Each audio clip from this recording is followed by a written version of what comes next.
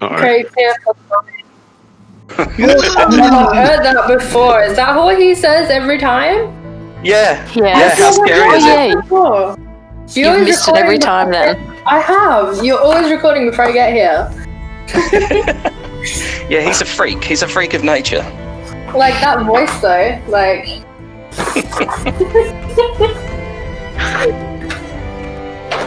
Oh, it doesn't have any. Did you guys see that Nat 20 Adventures is back? Yep. We start on the 6th of next month. Yeah, I'm gonna be dragging my other half in. 6th of the month. Tell me more, as it were. Wait, you don't know about it?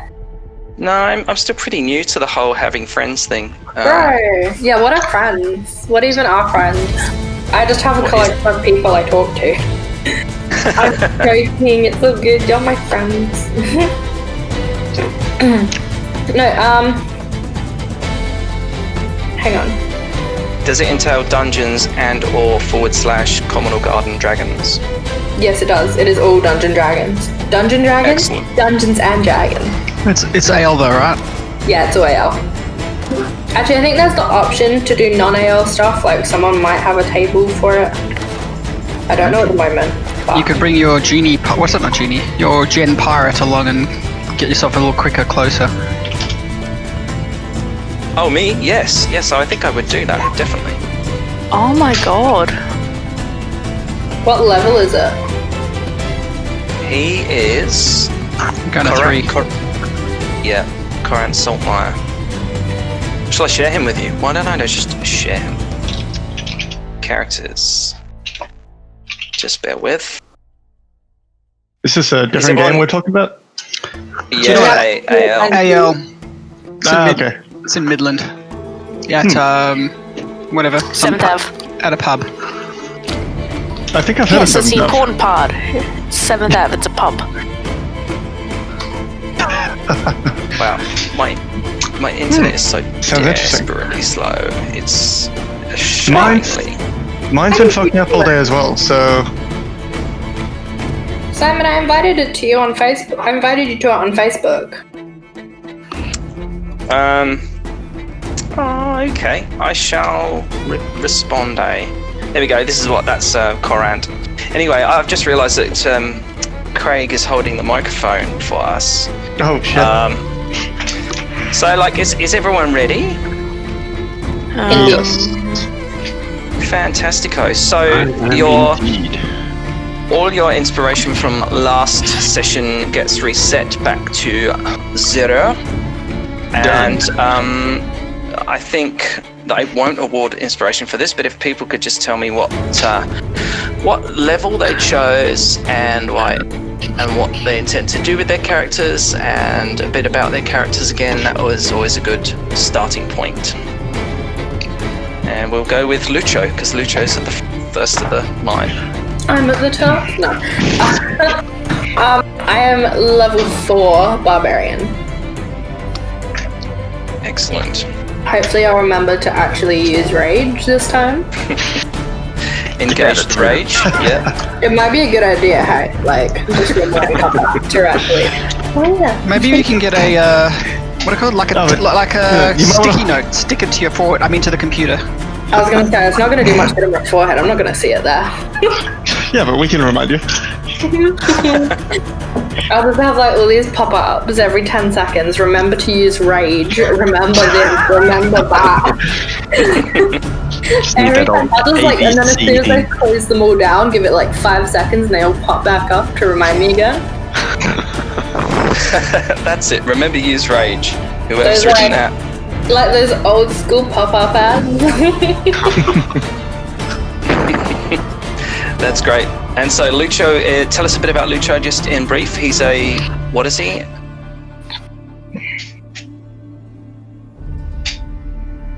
Crystal? Nope, she's gone. Sorry. What's up? Oh, just tell us a bit about Lucho, is what his race is and what his special abilities are and what have you. I am a grung. Luce is a barbarian grung who likes to wrestle. I forgot last session, but most of the time, I guess now, when he goes into combat, he screams, "Let's get ready to rumble." I forgot last session. I done it the first one. And he likes to hit people with a title belt instead of an actual weapon because he likes to show it off. Yep, that is rad. So there's lots of people with these great big like champion marks like stamped to their forehead, embossed in their head. That nice bruise on the side of their face that says Lucho but backwards, like it's been stamped onto them.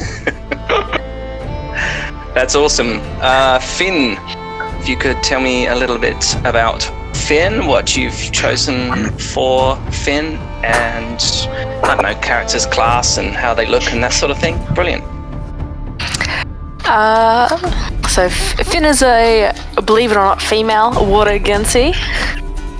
And that light blue skin, dark black hair, a little bit androgynous looking, which confuses people somewhat, I guess. So like me in high school. Poor thing. Sorry, carry on. Shipwright by trade is very much at home on the water. And that, including is primarily a spellcaster. And is focusing on the elements and primarily water. And storm. That's fantastic. Sorry. And Baron Samadi, what would you like to add? Well, man, Baron Samadi. He's a Yonti, let's say he's into hoodoo.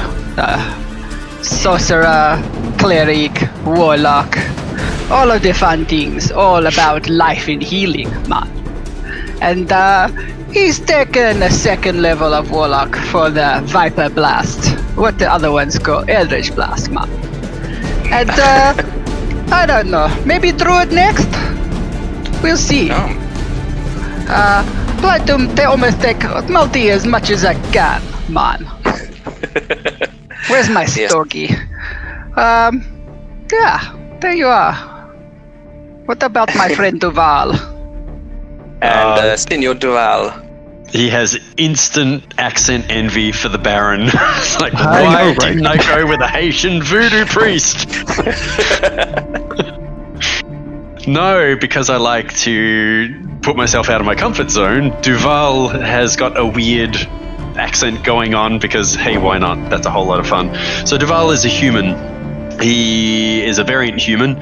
Down the path of being a blood hunter. So he was traveling on what seemed to be a merchant ship for a great deal of his adult life, learning to be a sailor, becoming a master sailor navigator, and he could be a South African deep gnome.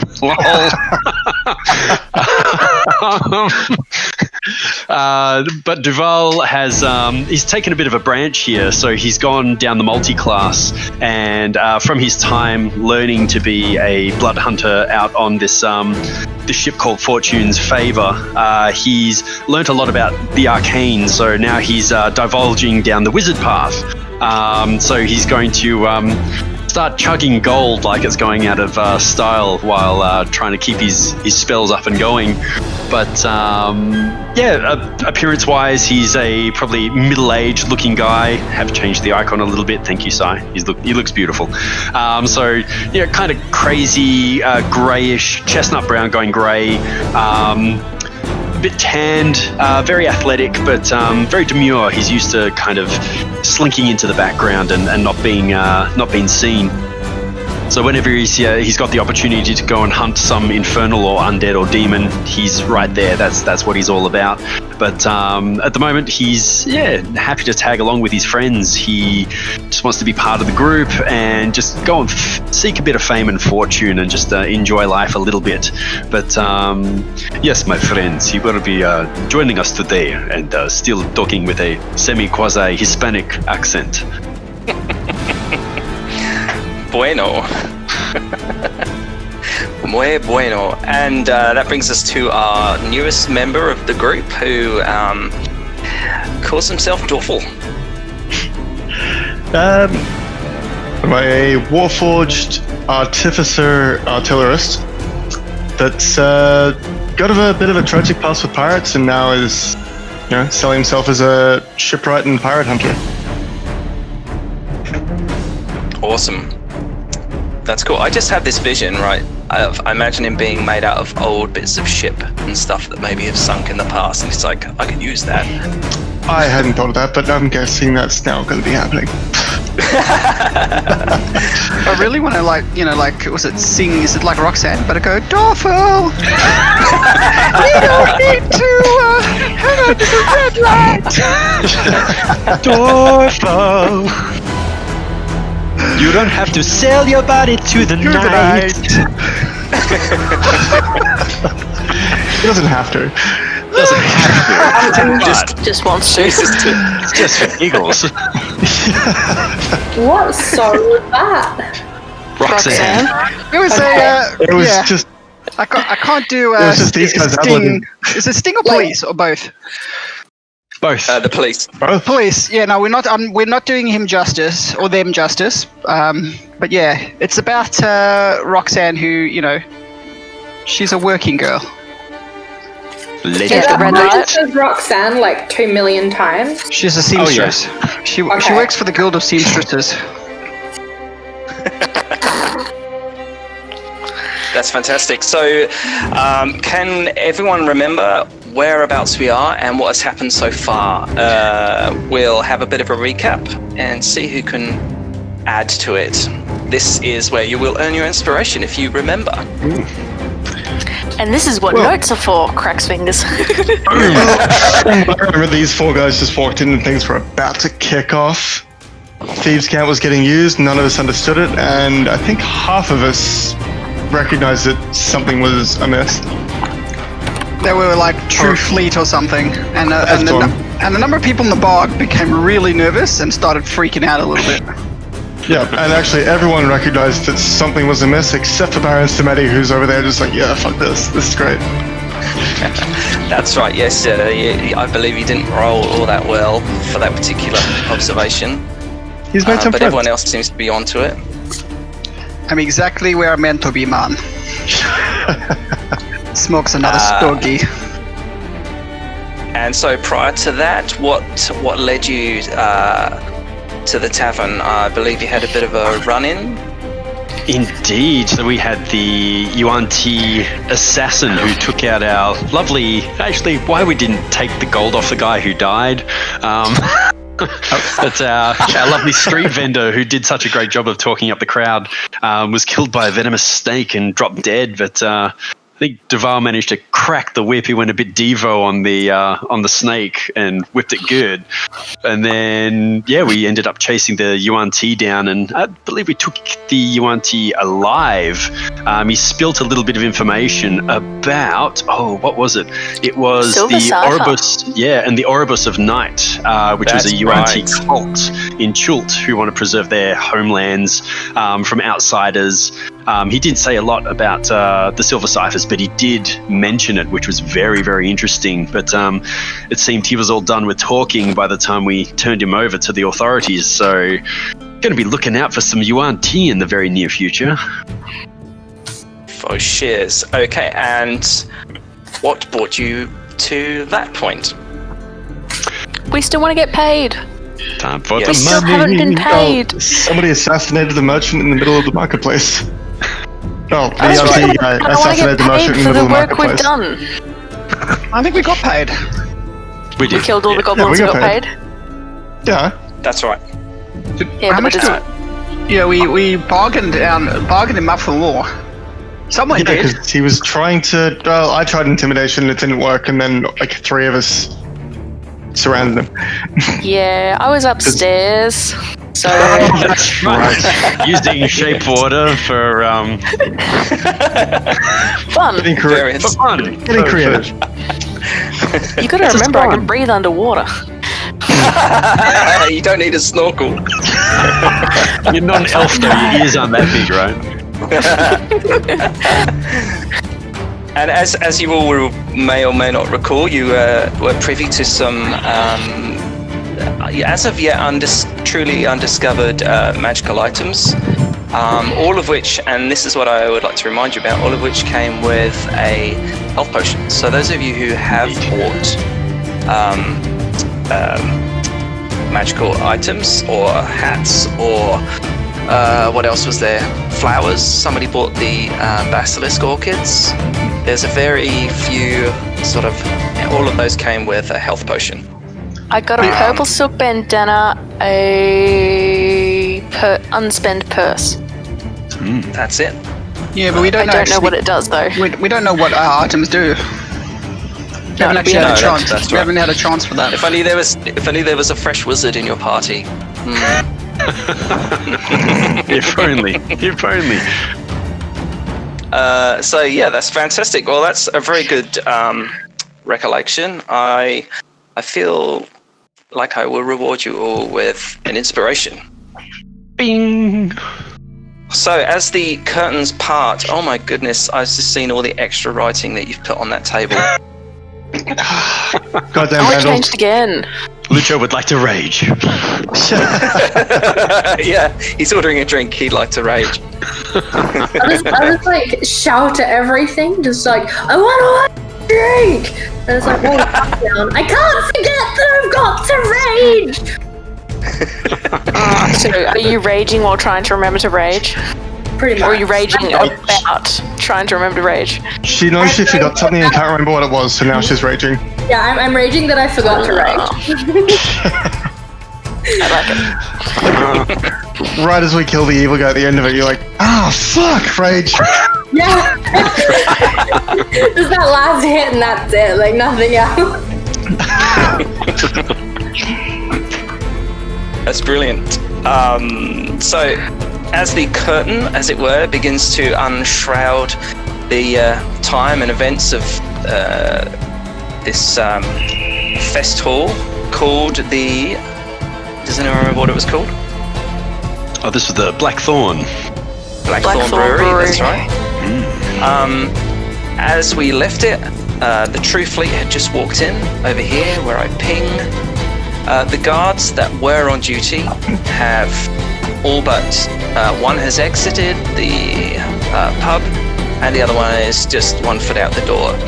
A very healthy handful of people, having seen the True Fleet come in, have also exited out the 2 back doors that are there, excuse me. And again, and up here, Dorful was talking to 2 off-duty guards. Baron Samedi was talking to 2 dog hands, and they revealed a little bit of information. I'm And then you a had- little bit. I'm a little bit nervous that those guards have purple outlines instead of the 4 people that just walked in. Well, yes, they could just be copy and pasted, or they could have some meaning. I'm gonna read way too much into it and just like prepare for the worst. Always prepare for the worst. Expect the best. So, as we currently have it, you've seen Duval and Phil. Phil. Duval and Finn. You've noticed a strange exchange of hands between True Fleet, the innkeeper called Merrick, and the farmer called Bjornsson, who hired you to do the job. You couldn't work out what was going on, but it became apparent that something untoward is happening. A lot of people have been made uncomfortable, and Lucho, I believe the 4 of these guards, 4 of these True Fleet have walked over towards you, and they start... You don't like them? I don't like this. They're coming over to me and I'm by myself. Well, I thought you were drinking with these 2 I am. sailors here. Which is why I don't like that the soldiers are coming and my actual friends aren't here. So, as they walk over, all of their gaze doesn't leave you and your form. They all begin to sneer and jostle each other with their elbows, and You just roll a perception for me, because I just want to see if you're deaf or not. Probably. Let's be real. Where is it? Did it roll? I have no idea how this. Yeah. So Frog's got no ears. you can't work out what they're saying, I but the other. The way I drink my beer is by sticking my whole head in it. Beer bath. Accidentally, like I can't hear anything else. Yes, it's not quite enough to work out what they actually said. Sorry. Go on, Matt.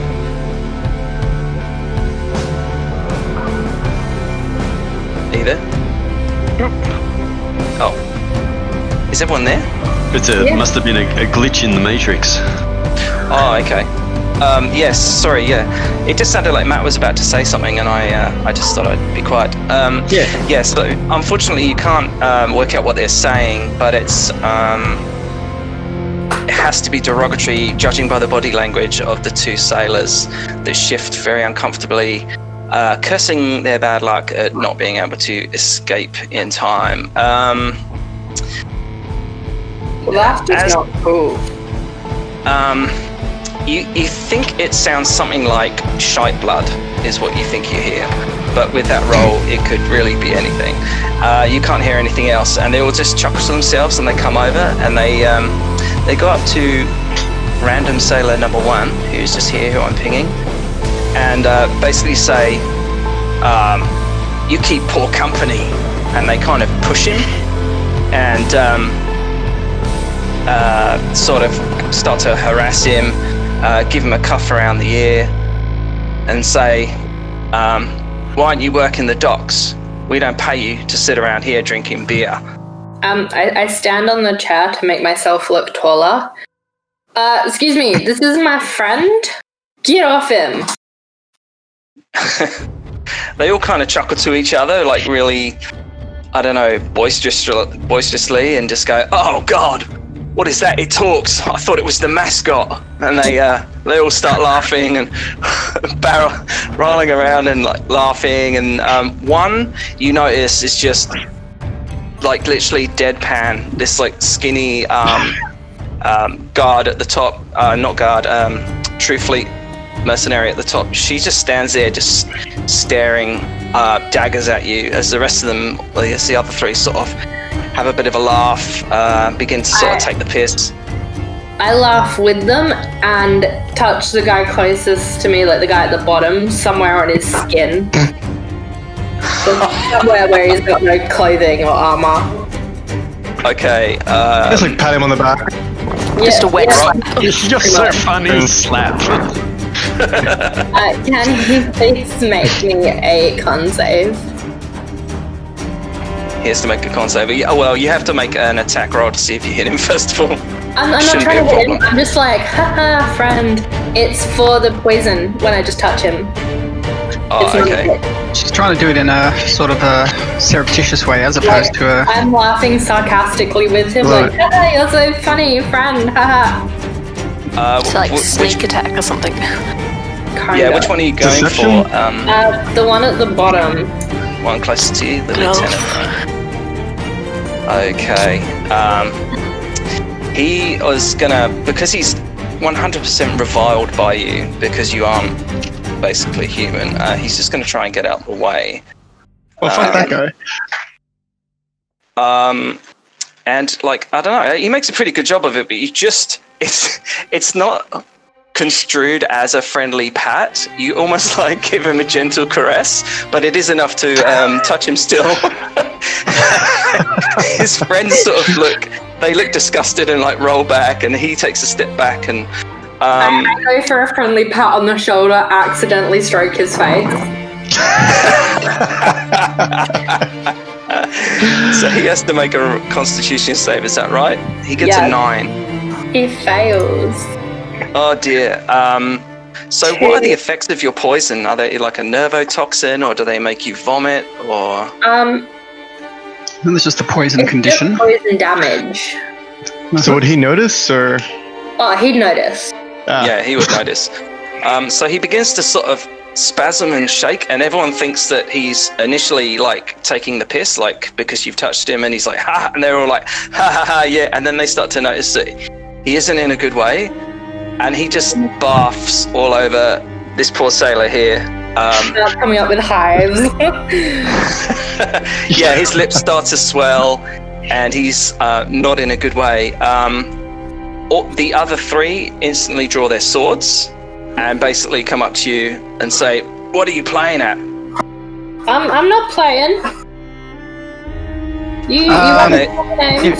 If they've drawn swords, I think that changes the way that we might be dealing with them. Oh no, they just lift it from their scabbards, so that as a threat, like to Brandishing.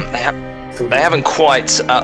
You can tell that they want to, but they haven't. They're just giving you the benefit of the doubt, and they're just sort of drawing their blade ever so slightly from the scabbard to show that they mean business. And they're sort of looking at each other, and they can't quite believe that someone is acting up against them. And they say, "What have you done to my friend, you piece of garbage?" Do the rest Piece of garbage. of us hear this? Yeah, like, have we seen this commotion going on? Oh yeah, they're shouting. Out that, so you guys get the attention anyway. All right. At this Just- point, Yeah.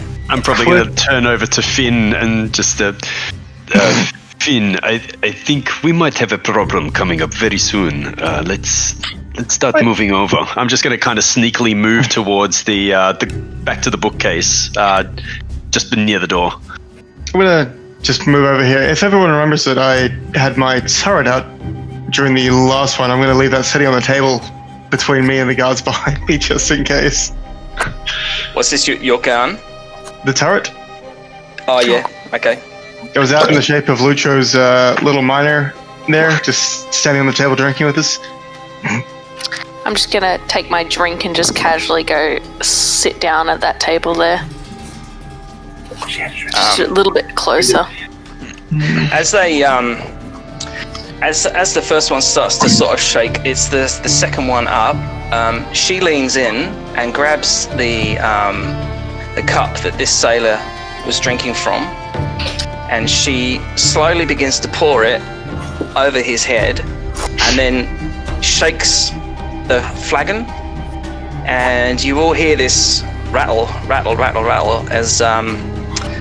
as though something's in the bottom of the glass, and then she gently pours and drops the coin on the sailor's lap and says, "Oh dear, it seems we have a conscript here, boys." And they all start having a laugh, and the other one's obviously shuddering and trying to get over feeling quite ill, but he kind of quips a grin, and then this other one here, the captain, he sort of comes around and does the same to this one, although he doesn't pour the drink on him. He just empties the drink onto the floor and starts shaking the flagon, peers over to what you were drinking from, Lucho, and does the same thing. He sort of leans kind of past you at some distance now, being aware that obviously you can make people feel quite unwell. Yes. And reaches into your beer bath. I guess you've got a bit of a beer bath kind of goblet thing, and pulls out a minted silver coin with the because he puts it right in front of your face so you can see, and presents it to you, and you can see that it's Hey man. head on it, and he says, "Oh, we got quite a few conscripts tonight," he says, and then they all start to joke and say, "Oh, we better start doing the rounds." So, And then- I don't know, at any point can we interrupt, or Oh yeah, if you want to, yeah. I mean, they're just here. I'll look They at appear this to be. captain guy and say, "Hey man, I heard, are you the true sheep? You know, the sheep? I suggest maybe you leave this bar and never come back. Make a saving throw versus wisdom." Who's that? You're talking to the captain. Yeah, I cast suggestion on him, which is a Yonti ability. Oh fuck, really? Shit. He gets a 19. Wow. I feel like Simon's dice are loaded. Like Yeah, you secretly hacked for Roll20. I did. Because that's completely my bag. Like, if anyone could do it, it's me. Anyway, I said, maybe you true sheep should leave here before, you make enemies of someone you don't want to. You got me? And he, And I blow some smoke in his face, like really, the stogie, like really deeply into his face. And then I give him the snake eyes. oh shit. Oh yeah, he coughs.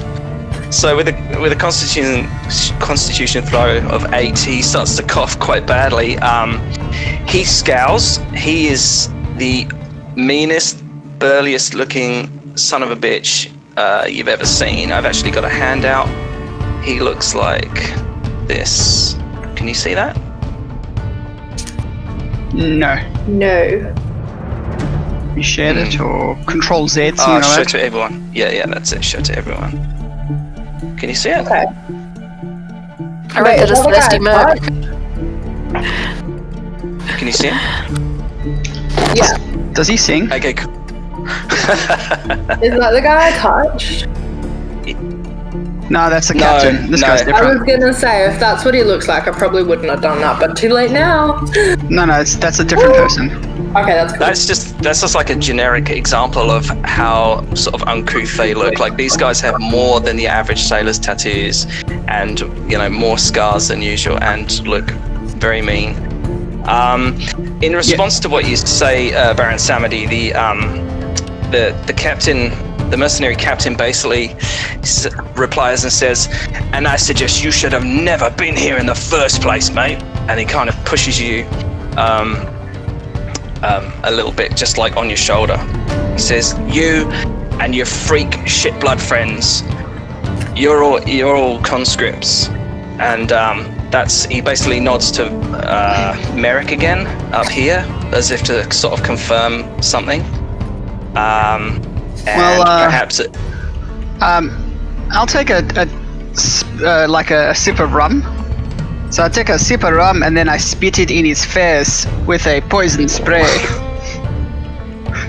Okay. Constitution saving throw. I'm just waiting for him to actually pull his dagger out, and I'm provoking him as much as I can. Fucking hell, again. It does nothing otherwise. Okay, so why don't you and your true sheep just get the hell out of here? He says, "Why didn't you come with me?" What's that? Sorry. He wasn't. I was just gonna say, like, he wasn't poisoned from it, but I'm sure he would have been. Yeah, he is very. He's persuasion or something. Fucking livid, and basically looks you up and down, and he goes, "Fucking filthy snake blood," he says, and like spits, like tries to spit at your feet, but luckily just misses. But yeah, he sneers at you, and I would roll initiative, please. Let me just get it up and cleared. Just to be clear, Baron, do you have feet? Yes, I have feet. I'm true blood. Yeah. Okay, no. I thought you were like hands and snake tail. No, those are Malisons. Wait, you Oh, gotta I click did on it your again. character and then roll initiative. Yeah, you Yeah. click on your token, but you can always you can always Manage the trigger. you can always fix your token by clicking on the initiative and changing your own. I'm okay with Yeah. 10. Oh, hey. I just What is that 19, name? 14, 10. I'll hang Would've out with you gone with lower. 10. Shouldn't remember to rage be written on Lucha, Technically, not on Baron I go. 70? Verse. Well, it's above you, so you can read it. I don't know how long it'll be above me for if we put them in order. And these guys. Hopefully that's all works, is it? Yes. Yes, Yes, it it has. So I can't remember how you sort out the order. Is there a way of? Here we are, ascending, Yeah, you found descending. The ascend and descend. Wow! Congratulations, guys. Sorry, I was a little distracted by all of the things. Yes, Dorful, you get to go act first. Perhaps the furthest away, but I don't think that's going to stop you. No. What would you like to do? Basically, it's on. All of, in those 3 seconds or whatever it is, they are now all withdrawing their swords, and they look pissed off. They actually were looking like they wanted it to go this way. Fair enough. So, is it just the 4 of them? That you can see at the moment, yeah. Alright, so no pub is joining them? No, what, sorry? Nobody else in the pub is joining? Not at this stage, no. The off-duty guards are looking very intently, and the rest of the sailors and the clientele are kind of just watching as though it's a bit of sport. They're just kind of observing for now.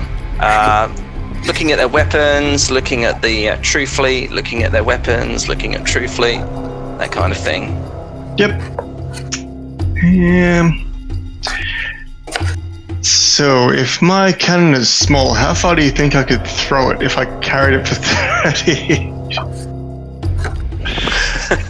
Like, if I grab that and run to here, I can use this. Well, I can have it move another 20 feet and then make an action.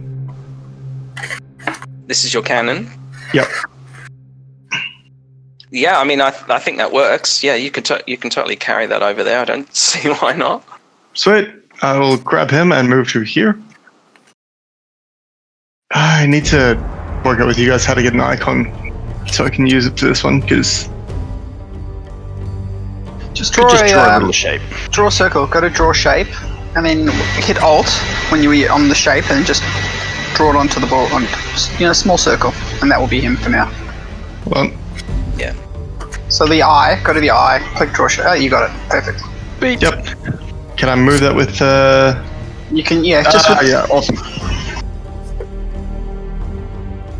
So bear with me for like 2 seconds while I work out positioning here, so he can move for 20 feet. So from here, 15-foot cone.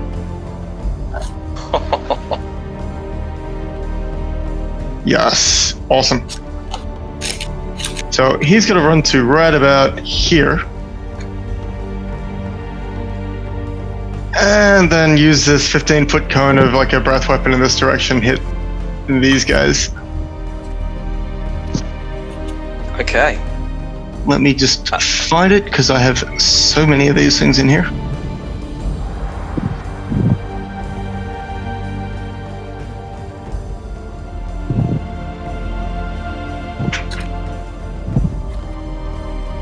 There we go. So 15-foot cone for DC 13 dex save or 14 damage for these guys. Okay. I'm gonna zoom in a little bit. So I've got remember to rage written everywhere. So that's hitting this person here and this one here down to the True Fleet Lieutenant, is that right? I don't think it quite reaches the one down there. I couldn't get him to run far enough to hit all 3. Okay, so just these 2 in between pinging. Yep. Okay, excellent. They both have to make a dex save? Yep, dex 13.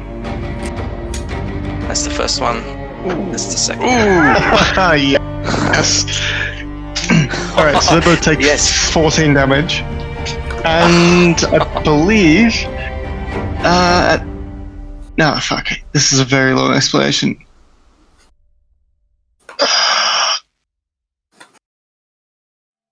There we go, flamethrower.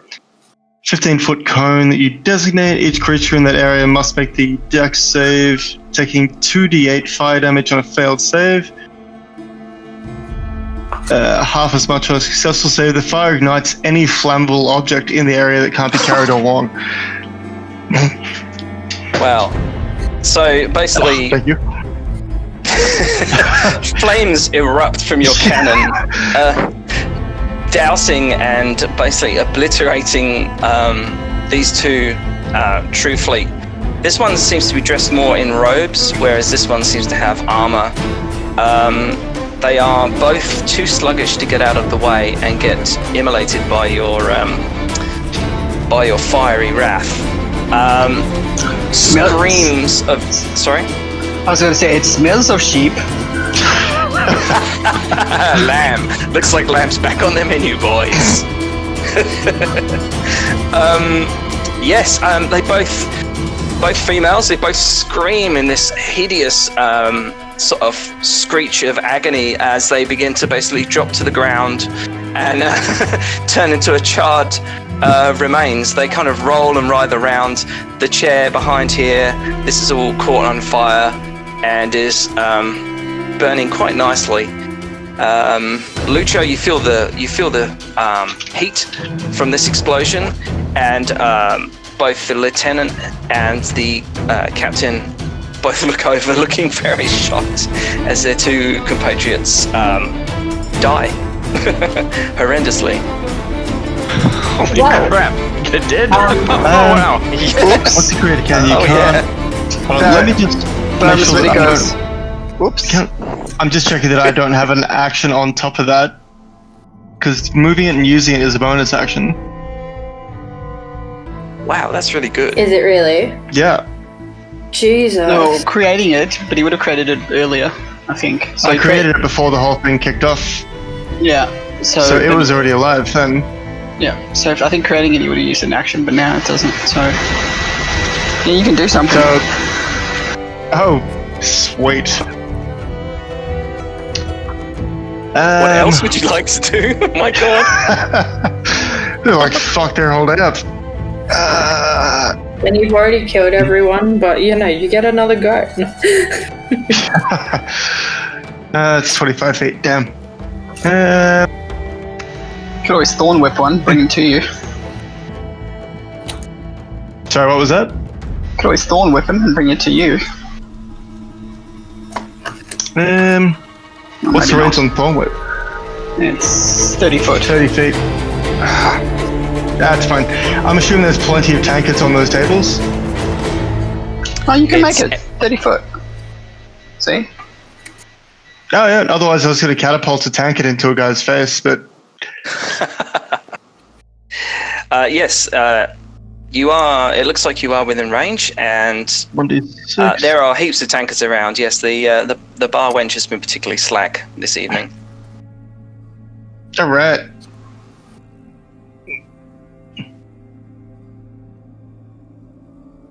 Three... 3d8 bludgeoning, or... Well, they got killed with 14, so... This one's not the same. He's a little tougher.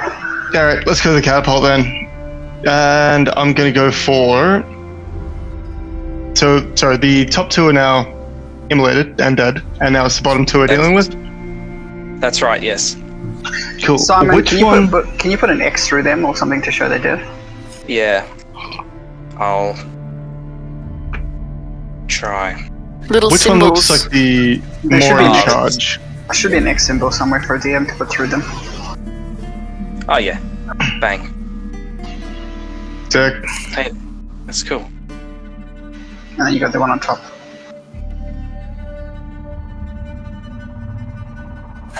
Yeah. She is a goner. Okay. What would you like to do? Sorry, so you're catapulting a mug into their face. Yep. But which one looks like the most in charge of the two of them? One has a really nice fancy picture and the other one looks kind of generic, so... Yes, the guy down here definitely seems like he was in charge. He was sort of leading all the jokes on Lucho, and he's the Right. one collecting the silver coins and getting like names and stuff from other sailors and what have you Right. so far. Well, he seems like he's pretty well fucked because he's surrounded by two guys that just got pissed off and two of the party. So I'm going to catapult the mug into this guy. Into the lieutenant's face, Yep. because he has to make a DC save throw of 13. Yes.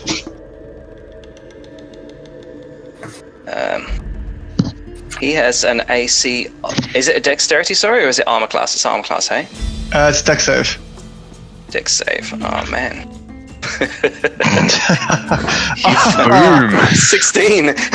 Despite the somewhat cumbersome armor that he's wearing, he manages to kind of just shift out the way, or even better still, it bounces off of his helmet. So not really doing any damage to him this time around, I'm afraid. So unless there's anything else, we'll move to Lucho. Okay. Yeah, I'm gonna just get my belt. I'm gonna just look at the guy, stare him straight in the eye. I'm gonna take my belt off slowly, just staring at him. I'm gonna scream at him a bit and go into rage. Like, I'm gonna scream, "Let's get ready to rumble!" and go into my rage. And I'm gonna smack him upside the head with a belt. Right.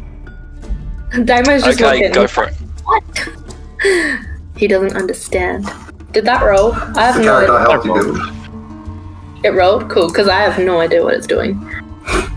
Unarmed strike for 18. Yes. 18 hits. 2d6 3. Oh shit, I thought you were saying it was 18 damage. No, 18 hits. I have no 2d6 idea plus 3. what that full bludgeoning is. That's definitely wrong.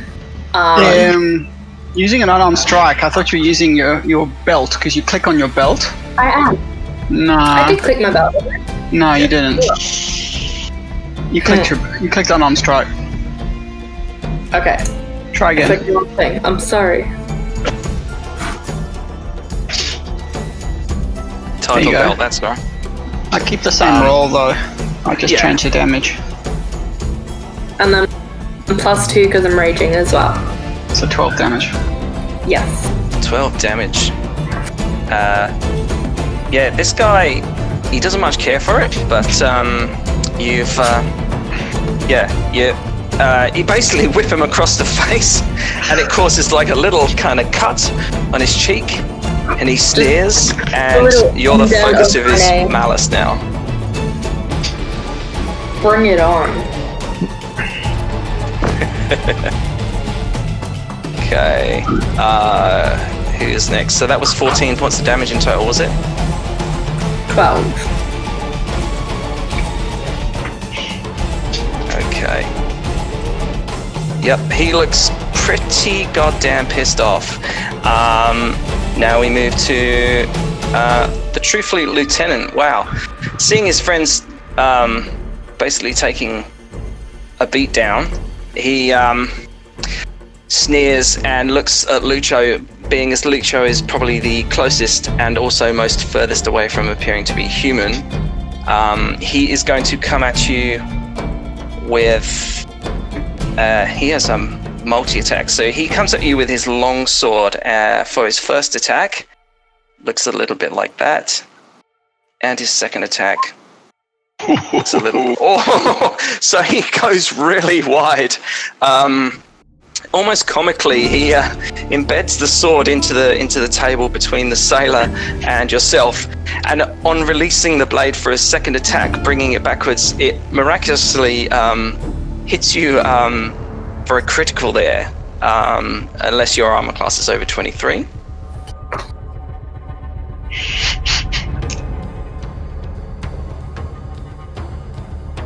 Is that Lucho? Oh, sorry. Yeah, I take it your armor class isn't. No, I take your armor class isn't over 23. Right. That's a crit. A crit always hits. Doesn't matter what the armor class is. It always hits. Oh, Right. Okay, wow. So Oh, really? that's Didn't know that. 14 points of damage then, as I see it. Yeah. 7 I'm plus gonna 7. Cry a little No. Oh, he rolled Is a he- 1. Is he holding it two-handed or one-handed? Oh. It's one-handed. And then So that's 10 7. points of damage. 10. Oh, okay, sorry.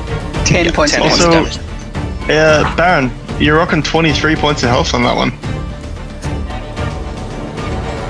What? Your icon's rocking 23 points of health. I'll fix it Oh up. yeah. Thanks. Yep. Okay, Duval. Just like, you're gonna suffer from a hit like that. Fuck.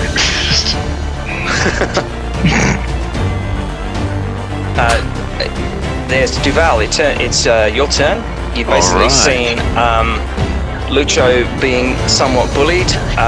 You've seen Dorfel basically annihilate two rather nasty-looking, maybe skanky-looking True Fleet, putting them out of what you could only assume would be their misery.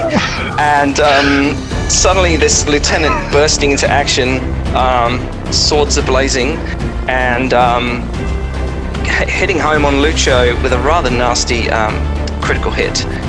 It's your turn.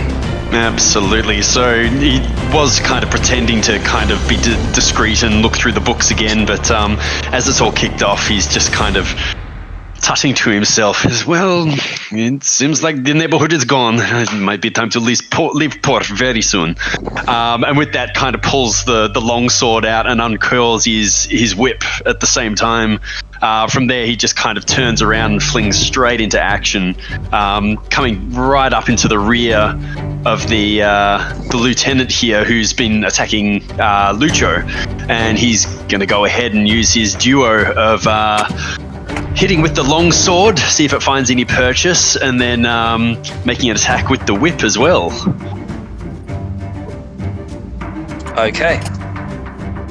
Roll to attack. So that's All right. So it's a 21 with the long sword. 21 with the long sword, so it depends on his AC, but I'd imagine the whip is probably going to miss, so probably all culminating in a big 6 points of slashing damage, possibly. That's right. Yes, the 21 is able to get through his armor. Basically, the deft impact of your blade coming down into his armor basically splices open some of the armor, leaving a fleshy opening, and you're able to cut him quite nastily with an arterial wound. Very nice, and the whip obviously not well suited to trying to hit an armored target. Just seems to completely miss. But that ends Duval's turn. He's in the fray now. And so that would lead us to Finn. Finn, what would you like to do? Oh, I'm still a little relaxed and chilled, so I'm just gonna move just that little bit further. Am I in anyone's way there? No, about there actually. Is that in your turret's way, Dorfel?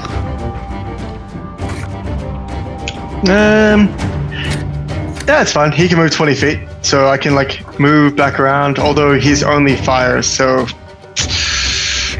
yeah, Okay. we'll work it out. If I had to get right up and close with someone, I can throw him and just. I'm just gonna sit on the edge of the table there. That's so a I'm good. out of its way That's a then. good idea.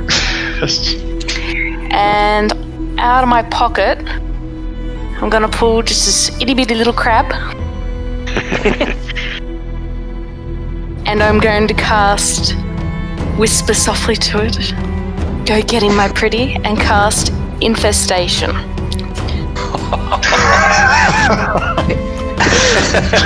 So basically what you're saying is you've come to the pub, you've basically hooked up with a couple of hookers, and now you're getting some other guy crabbed.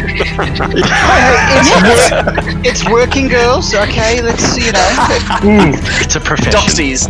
Yeah, sorry, Doxies, that's it. Okay. They're just sharing the crabs now. So that this just is on the there. lieutenant? Right, okay.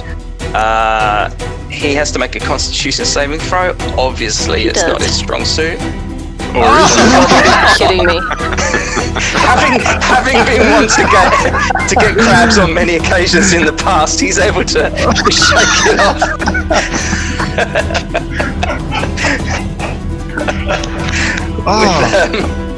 He just doesn't even need to go to a clinic for that one. He just He just steps on and crushes my He's in crabs those and like- dreams.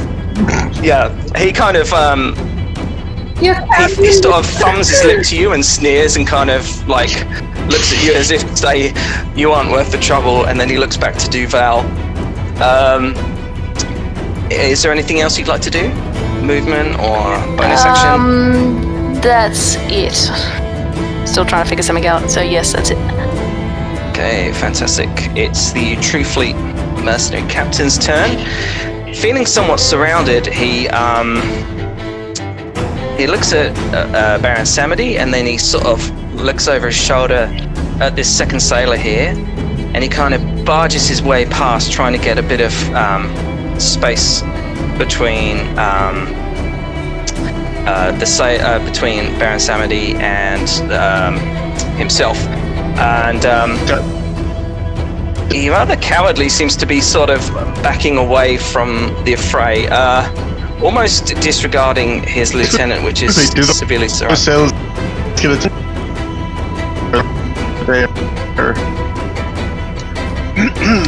Matt, Matt, that is amazing. You definitely sound Warforged now. Yeah. It's coming through very broken up. Oh dear. Matt, you need to drop from the thing and join back up again. Yeah. We'll wait for the typing. Oh, I just thought it was me. That's good. Matt, drop from Discord. Rejoin Discord. As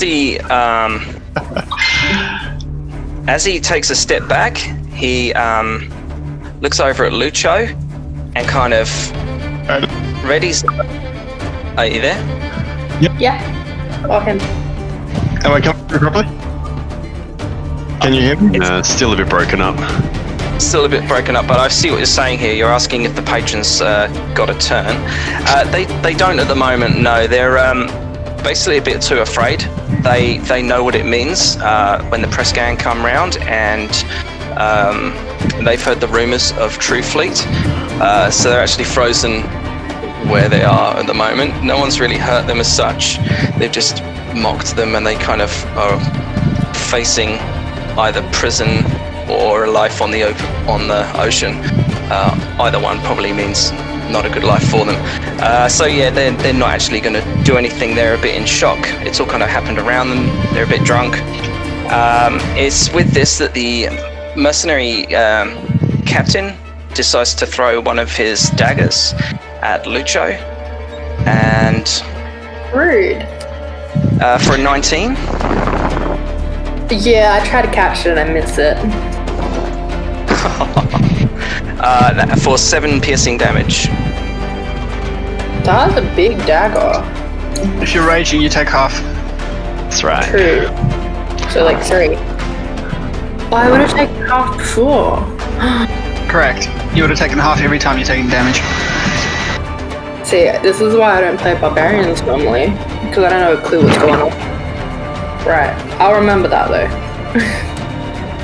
He kind of casts, as he steps back and throws his dagger, he kind of casts a seafaring curse, like waving his finger over you and says, "You shite bloods, you will all die."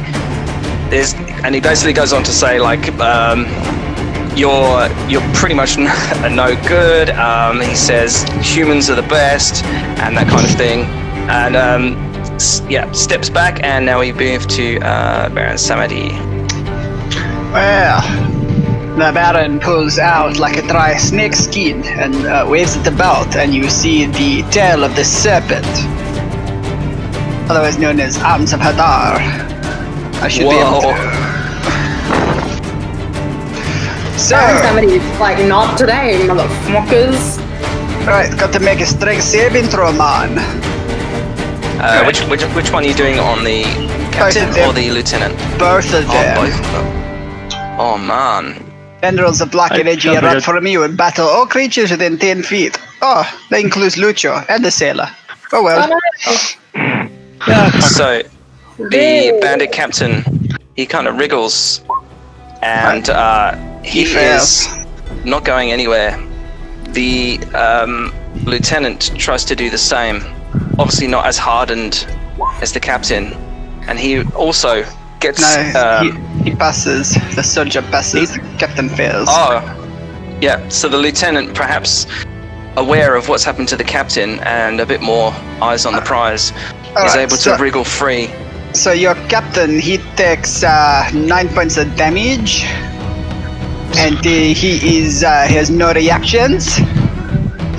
Whereas the other one, Okay. he takes 4 points of damage and he still gets to take reactions. And he gets Sorry, how much? Sorry. The 4 or 9. Sorry, 4 I points. thought it was like creatures of my choice, but I must have misread it. So it's a strength save, right? You gotta make a strength saving throw, but luckily enough, as a barbarian, you get advantage. I don't need it. Yeah. I fail. I managed to hit Like, the one, hold the 9. line. Yeah, you take. Everybody takes 9 or 4 damage. Lucho takes I take 2. 4 damage. Yeah, you Two get for devoured. Huh? No, this is magic. You don't get an immunity to that. Ooh, okay. Yeah. Okay. That's I'm gonna great. have to- So everyone seems to be a little bit more pinned down. The captain had kind of wanted to make a bit of an exit, already fearing the worst. Not showing any brave colours there. Where is the exit? So you basically have you have 2 exits over here. Actually, shall I draw your attention to it there and there, as well as. I don't see what you're pinging at. Are you on the right layer? Okay. Make sure you're on the. He's on the right. It's on the far east Over side. here. It's just 2 grandstands on the east side. Oh, Yeah, okay. and then you came in through the front door here, next to Ah, the bookshelf. So I'm going to go like Right. this through him and go around, and he can't take no reaction, man. Ah, Where you're you pinning him go? up. Where you going through, sheep? it just for a minute it sounded like cruise ship. That's what I said. Cruise ship. I mean, tosh ship. He looks a little uncomfortable about this, and this isn't how he thought it was going to go. That leads us to Jorful and his amazing cannons of destruction. All right. I'm going to use my movement to get to, let's say, about here. And then I'm going to hit him with Thorn Whip. Oh dear. Okay. Well, with the 23, that absolutely, definitely hits. Awesome. And I'm going to use that to drag him the 10 feet towards me. Okay, so ping where you want him to go.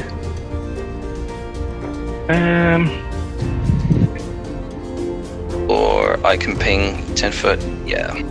Oh, So you do I have a basically- choice anywhere in there? Like, can I just whip him off to the side a bit and... He has to Nah, come the we'll stick closest him way right to you, I think.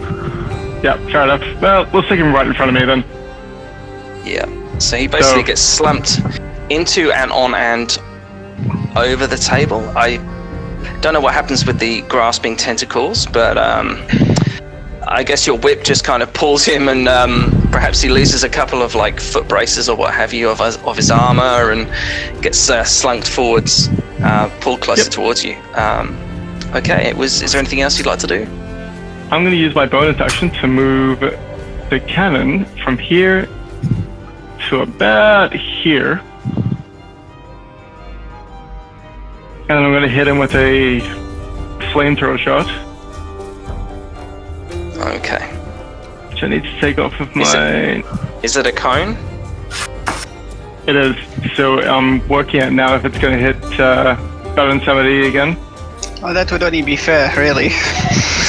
Kind of would. Well, you never hit me, but you did get them.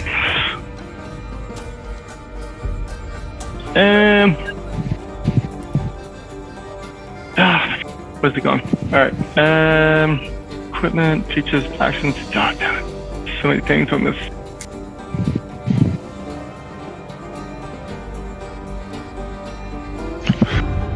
Sorry, I've lost it now. Electric cannon. God damn it.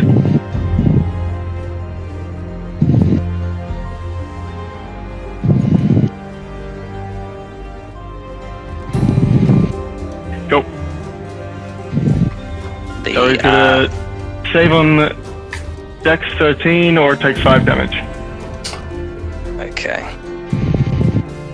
attacks 13. Oh, dear. He rolls a 1. He critically fails. So basically, smashing his head on the table as you thorn whipped him towards you, he's concussed, which leaves him wide open to basically receive the full brunt of your the flurry of your arsenal, and you basically tear him a new one for an extra 5 fire points of damage. He's looking pretty unwell, but he's doing total. okay. 8 total. All right. Yeah. Oh yeah. Okay, cool. Yeah, he's leaving big piles of pools of blood everywhere now, but he's still in the game, definitely. Not a far reach from Lucho, who would be up Finish next. the job. Okay. I'ma just smack him one then. I guess. Okay. No, hang on. Which one is it that you grappled with your whip? Swan whip? Down The one here. that's sitting right in the middle of That you, one. me, and the Baron. Like, Okay. fuck him up. I just keep getting confused with these guys, that's all. No, they're our mates. Yes. They're Okay, too well, afraid to since do I'm anything. all of you two, so I'm gonna jump off the table, or off the chair. Now actually standing at my 3 foot, rather than on a chair. And smack this one with the title belt. If I can click the right button this time. Apparently I can't. Where is everything? Oh god. That's fine. I just had the same problem. I could not find the right button. Oh. Boo. Okay, that's a miss. That's 7 a hit. It's a strong swing though. Yeah. So putting the shit up him somewhat, you slam your title belt into the table. It doesn't actually do any damage, but he's really starting to regret waking up in the morning. And Just stayed in bed today. if he didn't have a headache before, he definitely has one now. Oh my god. Is there anything else you'd like to do? No. That's it. Okay, that brings us over to the True Fleet Lieutenant. He basically feels somewhat surrounded, and will just choose to again, unfortunately, Lucho, because of your race, he's just gonna come at you. So he's gonna roll 2 attacks with his longsword, starting to feel the pinch of being surrounded. How's the... Oh, the lieutenant. Yep, sorry. The lieutenant, yeah. So the first hit, the first attack is with a 12, and the second is with a 13. They both miss. Oh, so somewhat distracted by the dire straits that he finds himself in, surrounded by Duval, Lucho, and a sailor who's getting more and more encouraged, so we say. He misses both times, almost in some kind of strange knighting ceremony. He basically swings for your head twice and misses it. Not used to fight. And starts to look very panicked as he misses. Basically, witnessing this, Duval, it brings it to your turn, and you're faced with a rather uncomfortable lieutenant and a rather prone, but not prone-looking captain. Nice. So with this Duval watching everything happen, his eyes narrowing for a second, and it's almost like a quizzical look starting to creep over his face. He drops his whip on the floor and he starts focusing on his blade, and he starts making some gestures with his hand, and his mouthing some incantation, and as he does so, this kind of static electrical energy seems to spring up right up the shaft of his sword. It starts kind of crackling and snapping with this booming energy that's shrouded around his sword.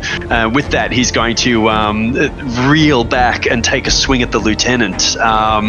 This is almost like a science experiment for him, but he's using booming blade to make his attack if it hits.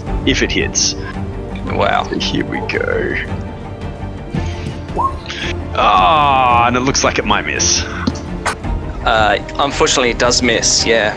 All right. So as he swings, there's sort of like the crackle just kind of snaps out and fizzles as he swings through the air. But he keeps looking at the blade, almost like he's completely not paying attention to the lieutenant now, but quite mesmerized with what he's just managed to summon.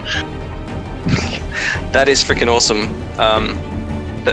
That's so cool. Okay, so basically, you summon a load of sparking energy, was it? It's a booming energy, booming blade, which is like thunderous energy. Yeah.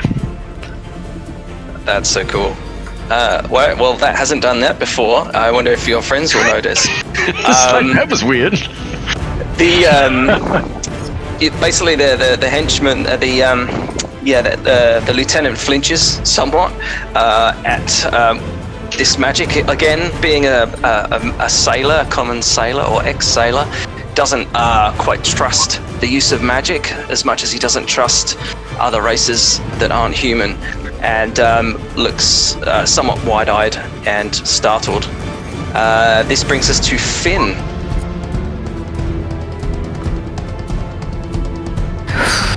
Okay. I'm just gonna sit there and keep just stroking my pretty and say, try again, my precious.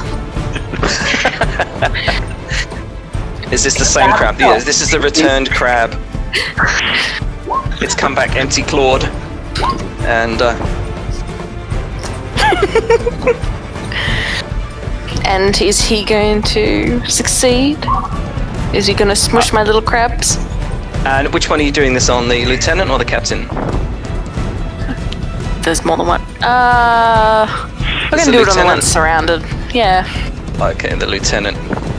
Sure, okay. And he's a constitution? Oh, Yes. dear. Fails.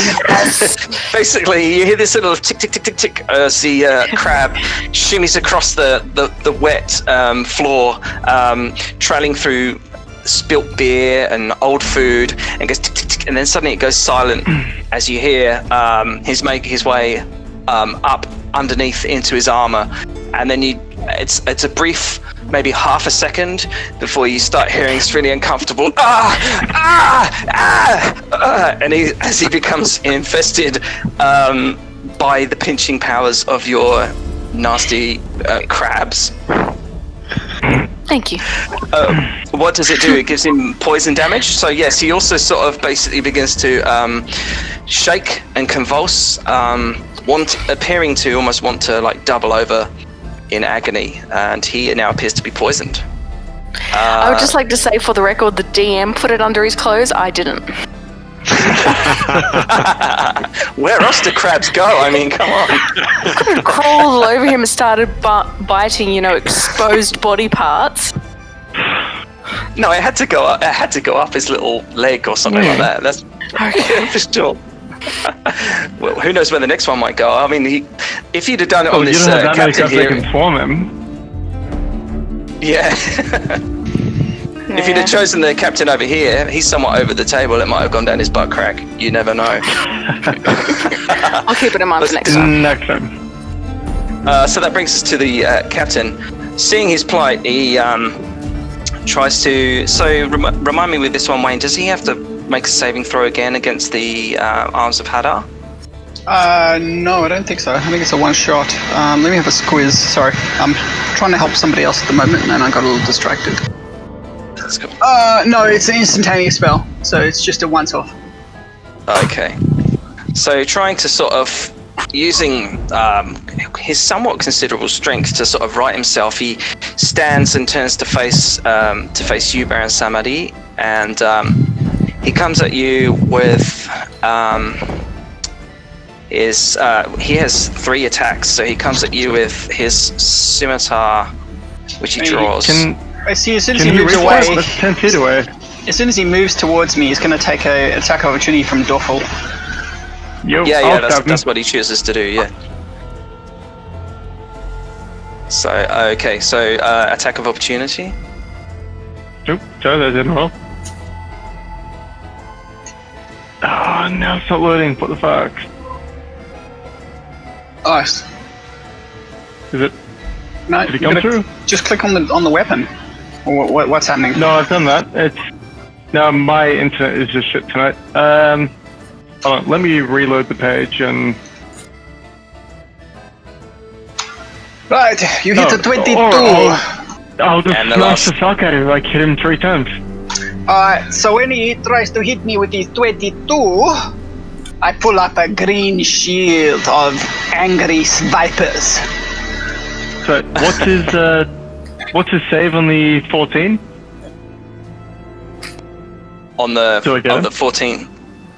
14 doesn't hit, I'm afraid. Oh, alright. It's close. It's very close. Maybe some would argue 1 away from what you needed. But yes, it unfortunately doesn't hit.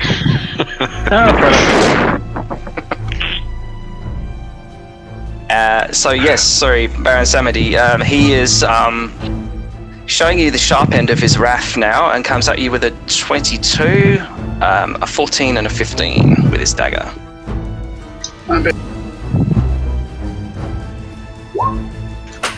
I pull out the shield of vipers. Like Four little fighters. Plus it's like 5 this AC. green energy, though it's like snakes that bite at his sword and push them away. Regrettably, he missed.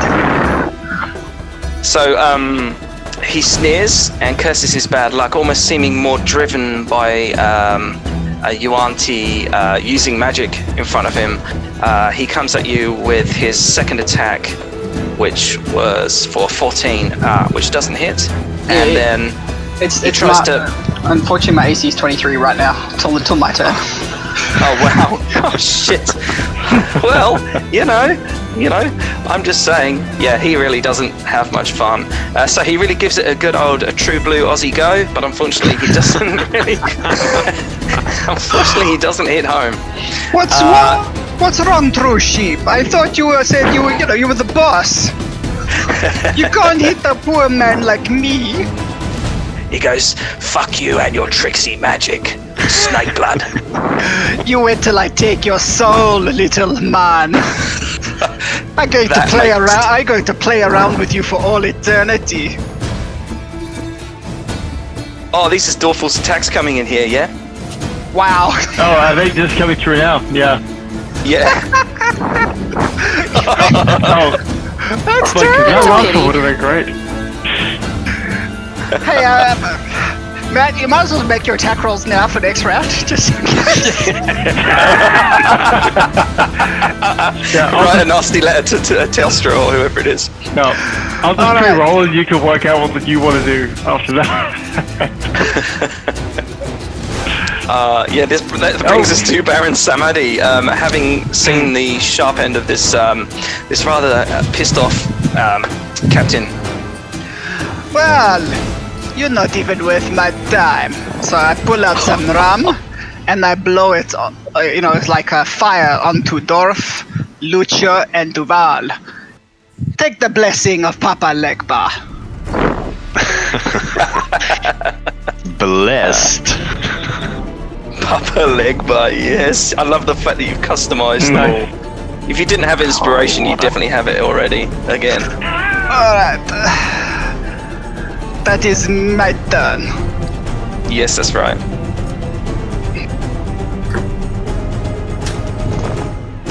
So now it brings us to top of the round. It's Dorful again. Matt, Alright. did you do your attack rolls like we suggested? No, I think it's held down for a second. So I'm gonna be real brutal about this one and just move my...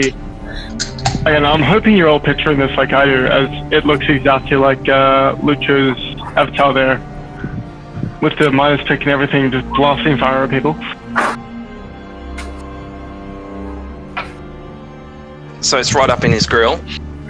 Oh yeah, it is like right in his face. Did you say it looked like me? Like your icon, you know the angry Yeah. the angry dude with the pickaxe or whatever. Oh, you're talking about Rossetti from Animal Yeah. Crossing. Oh yeah, no, like, it's exactly that. Like, it's tiny, it's running around, it's got smoke coming out of its mouth, and it's just blasting fire at people. Savage. Savage. Now, where is my fucking damage roll for that one again? God damn it, sorry, I keep losing these. Oh, I just realized. Sorry, Rossetti in my little picture is also wearing a miner's hat like Lucho. Yeah. Awesome. Alright, so he's gonna make a DC 13 against my cannon. As a dex? As a dex. Oh, he seems to be pretty.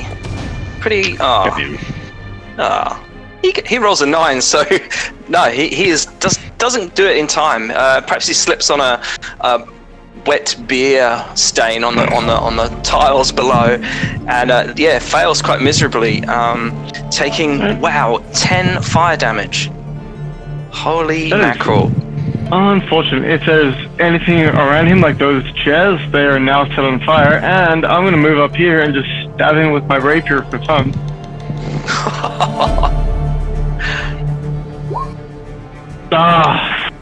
Very badly though.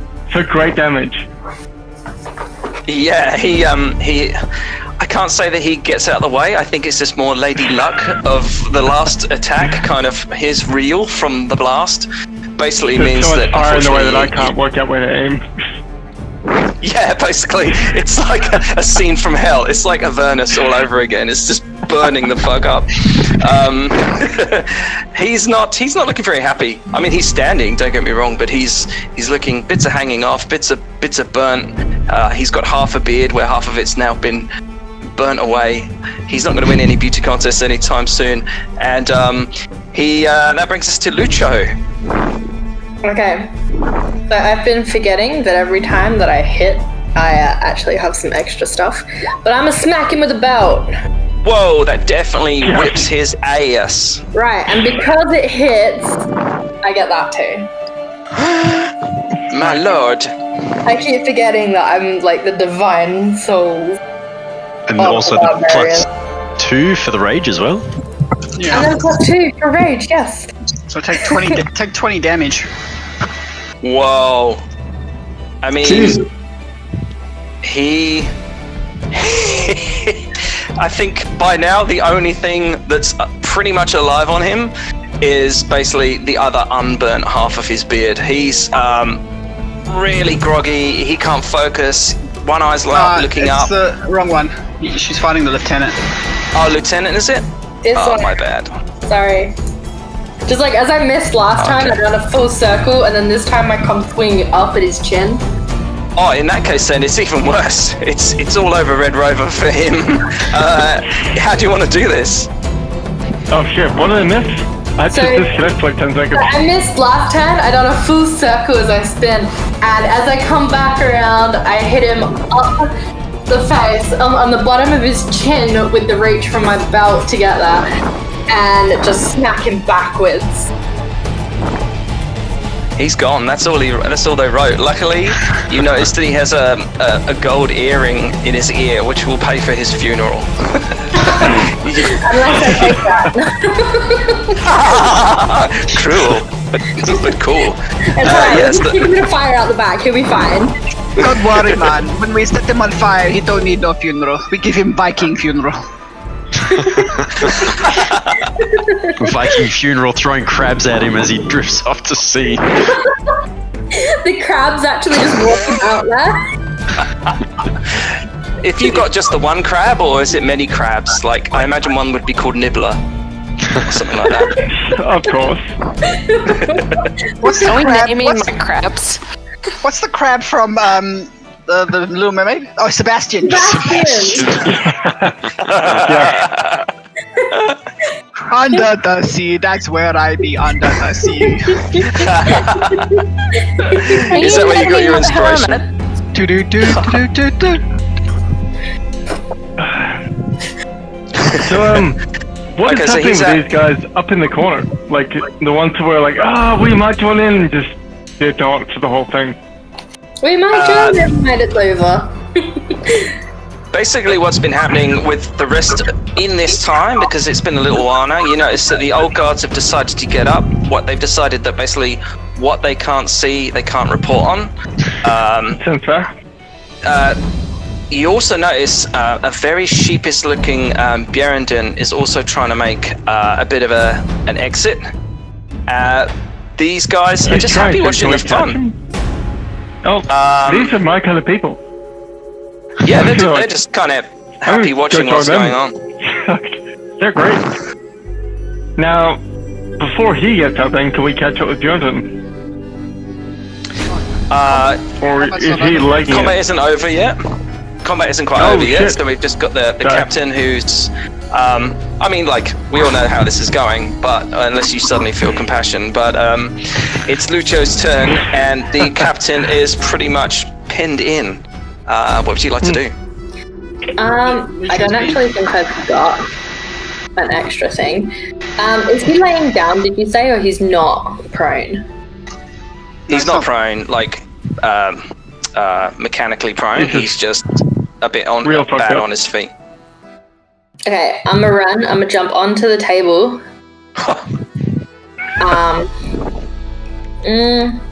Yeah, I'm gonna just jump on the table, ready to jump on him next turn, because I think for me to do that would be another action. Well, if it's within your movement, you can do that. You can totally do that. Yeah, it's only the table. Like, jump on the table, but if I jumped on him, it would... Yeah. She only gets, at our level, we only get one action around. Oh yeah, okay. Yes, so yeah, that's you pretty much. You're basically standing in a domineering, I don't know, hands on hips, like Chip's kind of cop kind of stance, ready to do some lambada on his brain. That brings us to Duval. Duval, what would you like to do? Having watched basically these three fleet fall one by one to your comrades' attacks, the captain is not looking in a very good way. What would you like to do? All right. So seeing the lieutenant completely and utterly pounded and now laying very limp on the floor, Duval's going to skirt around and just kind of jump over the downed lieutenant and come to a point on the table just across from the captain, and just kind of sneer a little bit with blade in hand and do like a little tut-tut to the captain to kind of suggest that it might be time to give up the gig. But before he does so, his curiosity is going to get the better of him, and he again starts making these little somatic gestures with his hand and muttering some arcane words. You see a small flame ignite in his palm as he unleashes a firebolt towards the captain. I'm just going to add the bless on there. It's a natural one. It's a miss. It's a natural one. Yeah, it's not going to do nothing. So That's going unfortunately, to miss. this He's poor still stall learning. over here has really seen some action. It's just Flotsam in the an innocent bystander of all the flames that have been fired around. Basically, it ignites and is burning a good 4 foot high flame of just inferno, like an enormous candle beside the captain. It's at this point you actually hear a bit of a kerfuffle outside, and a couple of indistinguishable seafaring folk kind of just poke their head through and are just looking to see what's going on. That brings us to Finn. So you just say some people are just looking in the door? Yeah, Is that what you some said? heavily tattooed and somewhat scarred people are just sort of... I've heard of obviously the commotion that's started to happen, and I'm just wondering what's going on. Okay, I am going to use my... Damn it. So I'm going to use my movement, and can I move as a bonus action? Is that available for my class? Bonus action. It's only rogues. Only rogues can do that, yeah. I miss rogues. They are the best. Well, that ruins what I was going to do. They're too far away for it. You still have cantrips, don't you? Yeah, I was going to use it. I was going to use a cantrip. That was the whole thing. It has a range of 30 feet. I only have 30 feet of movement. They're out of range. The captain, between you and the captain, you're like 25 feet. Yes, thanks for Between killing me him. and the people at the door, it's 80 feet. Yeah, but okay, sure. But Kill they're the not doing guy anything. that's They're just looking. Yeah, Fine. fuck him. Just Alright. I'm going to come up really close and give this a go. Wait, where'd I put it? There it is. So he's like just there. Yes. So he's 5 feet away from me. No, that's Dorf. He's 10 foot. that's me. Okay. He's the one over here.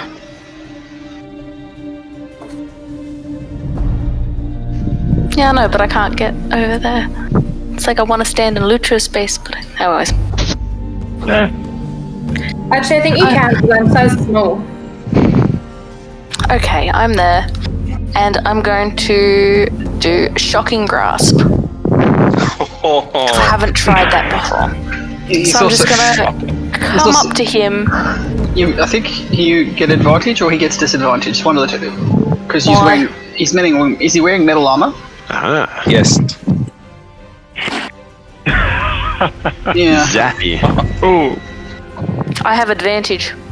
Yeah. So you got to hit him though. It's a melee attack roll. Oh, sorry, a spell attack roll. 22. That's gonna hit him. Yeah. I'm happy they- to take the first damage, sorry. Yeah. So Or second, either one. It takes 6 lightning damage, and he has no reactions. Wow.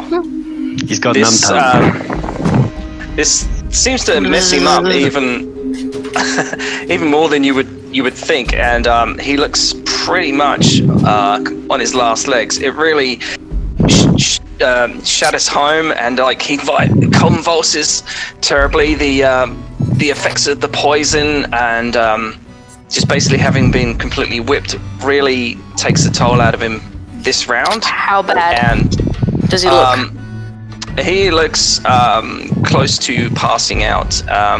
You did 6 points of damage. Yeah, he's not looking healthy. Okay. It's touch and go. He's kind of woozy, you know, like on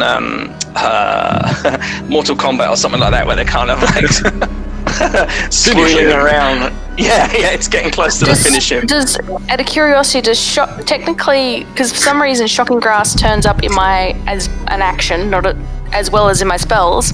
Does it count as a weapon attack? No, I don't think so, because you haven't used a weapon. Oh well, I'm going to draw my short sword and stab. Oh no, it As my does. bonus action. It does count as an action. You can't. Yeah. You can't attack and spell at the same time. Yeah, it's not. Yeah. It's a melee. It's still a melee. It's a magical melee attack. Yeah, I have psychic blades, and so I was more wondering if I could use that. Is actually the question. Because it says with a weapon attack, but I'm questioning whether Shocking Grasp would count as a weapon. So I'm assuming no. No. So as a good bonus cantrip. action, I was going to pull out my sword because I have dual wield. Yeah. No. Oh yeah, you can totally pull out your sword. You can pull out your pull sword, it out, but- but I don't think you can use it. Yeah. Sorry. Okay. Oh well, I'm done then. Okay. The captain, sensing that the end is near, basically turns towards Baron Samadi again, and with his last sort of blood dripping down his shoulder and his cheek all split open, half his beard smouldering away, he rights himself and he sort of points a finger again. He's pretty good at this, and he says, "Now you die, shitblood." And he comes at you with his scimitar twice and his dagger once. Alright, well, I will shield again. Okay, they all basically he basically comes at you with all his attacks, his flurry, and they all just get engulfed in these writhing snakes of like eldritch energy. And he curses and he tries to spit into your face. I mean, he misses because I'm not going to make him roll for it. But yeah, he tries to spit at you, and he's not happy. It now moves to your turn, Baron Samadi. So many options, I don't know how to kill you. He just chuckles. He just goes, "Ha ha ha!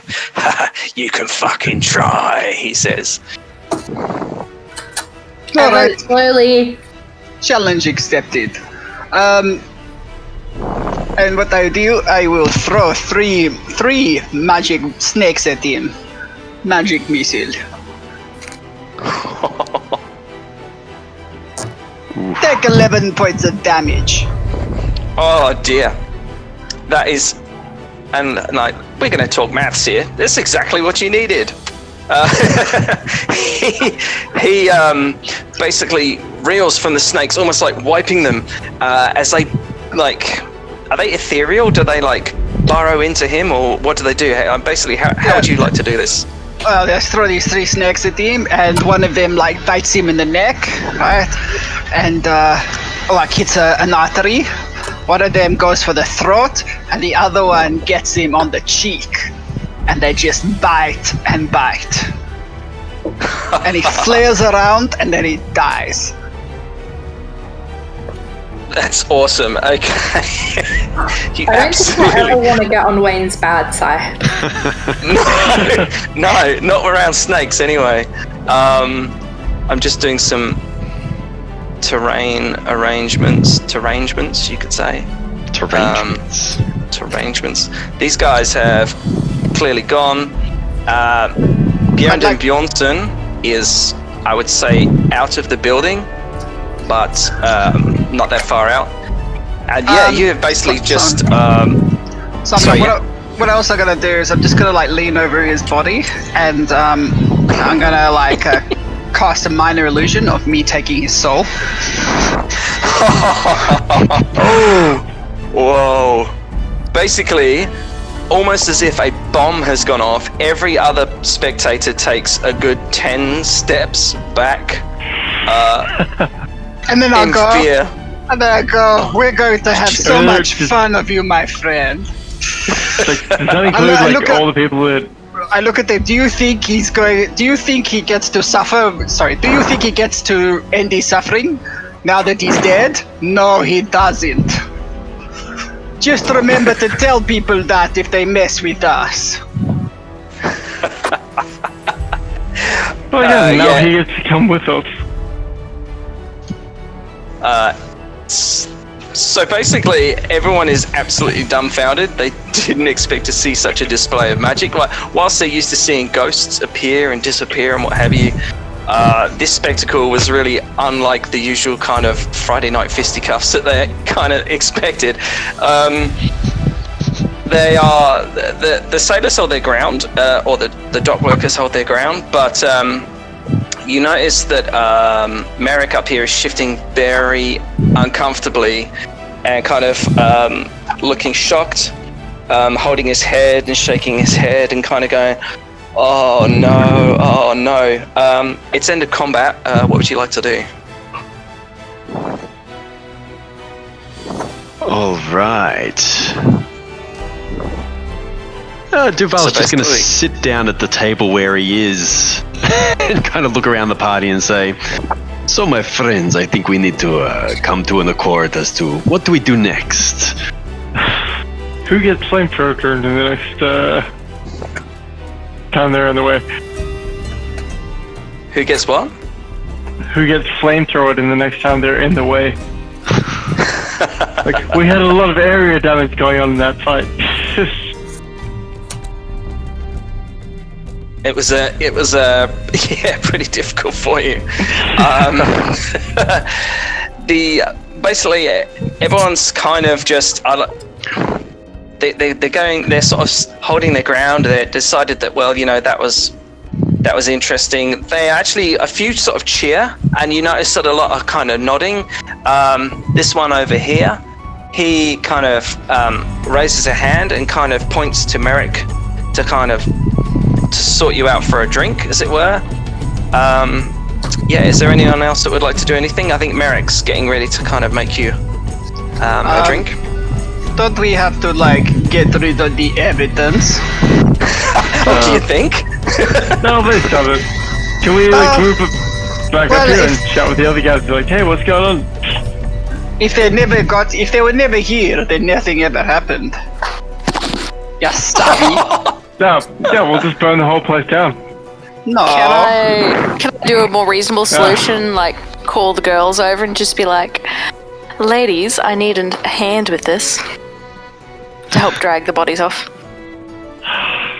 Is that what we're referring to? Yeah.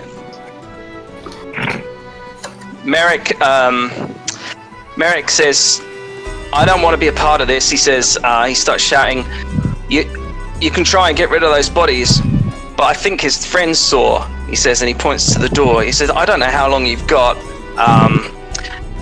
He says, they're like cockroaches. They're absolutely everywhere nowadays. He says, truthfully, are just getting stronger and stronger.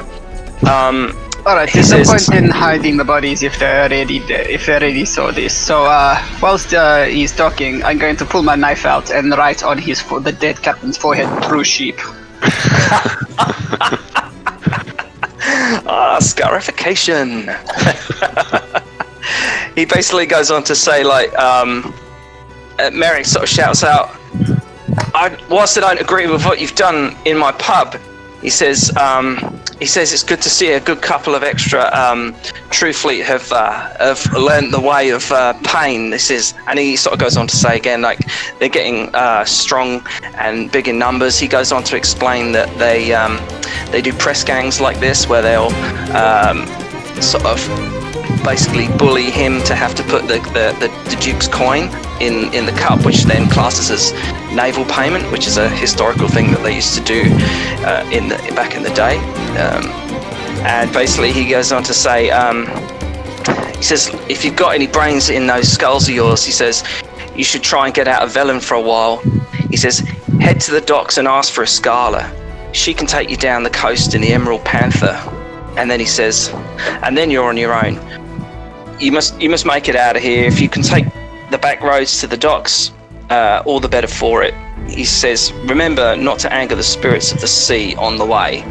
And he kind of like looks at, like, what the fuck am I going to do with all these but basically bodies. You know that the docks are basically, well, you can get to it either way, so through the front door or through the back door. Those two True Fleet poke their heads around the door here, and Merrick kind of apologizes and sort of explains that it was a setup, it's a thing that he sort of has to do, and if Sheridan was around, then he had a part in it too. And yeah, so he sort of advises you to perhaps go to the docks, try and hide, because True Fleet are basically like an underworld guard, so they outpower the guard purely like mafia, is what he explains. So what would you like to do? We head to the other door, I assume? Yeah, Duval would like to move towards probably the front door where the other True Fleet weren't hanging out, but with that, he kind of looks around and huddles for a bit and says, my friends, I think meeting a scholar is a good idea. Maybe we can have a look at using the Emerald Panther to do a little hunting as well. See if we can commission her to help with the bounty that we found before with Black Scar and the Shrieking Sails. Make a nice bit of coin, get out of town, lay low for a good amount of time. Does the just before we go, can we loot the bodies? Absolutely. Yes, you can. So obviously you find the two henchmen. One is a wizard. She has a very bland spell book. I will put that in the thing at the end of what spells are in there, but there's really not many. Perhaps a couple of interest. The other one is just wearing leather armor. She has a short sword and probably the most noticeable thing is a big, thick amulet of amber, like an amber amulet around her neck. It's got a leather thong, so it's nothing too glorious, but it looks like it would fetch about, you'd reckon, 60 gold to the right merchant. The lieutenant has some very nice looking he has chainmail armor and obviously a long sword. He has a jewel encrusted dagger, which I guess is kind of like up his sleeve, as it were, more so as a keepsake or a memento or a last ditch dagger than really anything to do much damage with. More decorative than anything else, and that would reach, you'd reckon, about 150 silver. Well, Duval's definitely going to show interest in that spell book just by any chance, because he is going down the path of wizardry now and is going to need to get his hands on a spell book. Is it just a book that's containing a couple of spells that he might be able to copy down, or would that be a spell book that he could potentially make use of? Well, actually, all of the above. It is a spell book that you can make use of that has a few spells in. Definitely of great interest. That's fantastic. And the guard captain basically has half plate armor. He has also has two scimitars, one of which is a +1 scimitar, and a coin purse containing 25 silver. Again, your memories are drawn back to the fact that he works as a press gang, and perhaps the silver coin is actually there as not bait, but as there to kind of entrap people into working for the true fleet on the dangerous ships. That's what they have. Well, if nobody else wants it, I'll stick my hand up for the half plate, because that'll give me a +21 or +22 on AC. Whoa. Really? I'm already at 20 now. It's not full plate, it's half plate, huh? Half plate. So it'd be 15 AC. I think you have a maximum of plus dexterity, so 17. What am I? I'm using scale at the moment for 15, and I've got 20. With a shield and infusions and... Take it anyway, because no one else is going to use it as far as I can see. You can always sell it and buy what you want. Oh, that's it. If nobody else is going to take it, I will. Yeah. I might take a longsword from the lieutenant as well. I can see a use for that a bit later down the track. Well, we take the... I'll take the ceremonial dagger if nobody minds. No, it's not at all. Not at all, my friend. No, you can have that. Just battle next time. Those creepy tentacles. Look out next time. They're very cold. Without the coins? Yeah, like someone else could take the coins. I just want the pouch. We'll split that. Okay. What? I got Barry, Who's going to wear the leather thong? Me. Nice. Baron Samedi, I would like you to make a perception roll for me, please. Nope. Oh, that's the advantage. Okay, no worries. You already said Look, the first it isn't too difficult. It isn't too difficult to notice. You don't notice it, but you kick it, as it were. The Chelton ceremonial mask that you bought lies at your feet in about two separate pieces, having been broken during the fight. Oh no, man. No. I mean, what seems strange is that what you thought was a tooth within the mask is kind of broken away freely from the rest of the mask. Perhaps do me an Arcana or Insight roll. None of those are my skills. Oh. Well, I'll do insight. I got some Arcana chops, if that helps. Well, yeah. If Duval, you can obviously assist, or you can notice this. It's not too difficult to notice because he's just kicked it kind of skittering across the floor. The tooth is there. Duval, what is Oh. this? And take the guidance of Papa. Oh, you don't even need it. Oh, you don't even. I'll forget about it. Arcane You don't even need it. bookworm. In my sword, I cannot its ass. So with a very weathered eye, he kind of narrows, especially kind of focusing with his golden eye, looking in and picking up the tooth, and seems to be able to tell something about it. What you notice is basically this. I don't know if you're able to see that. Did I share that correctly? Yes, I can. Yeah. So basically one of these, not two of these. You basically see this kind of strange ivory, what looks like part of a tooth. Probably about, you'd guess, 3 or 4 inches long. And as you pick it up, it rattles. Not like a rattlesnake, but it rattles. I was going to say we've had enough snakes for today. Maybe we look at the Interesting.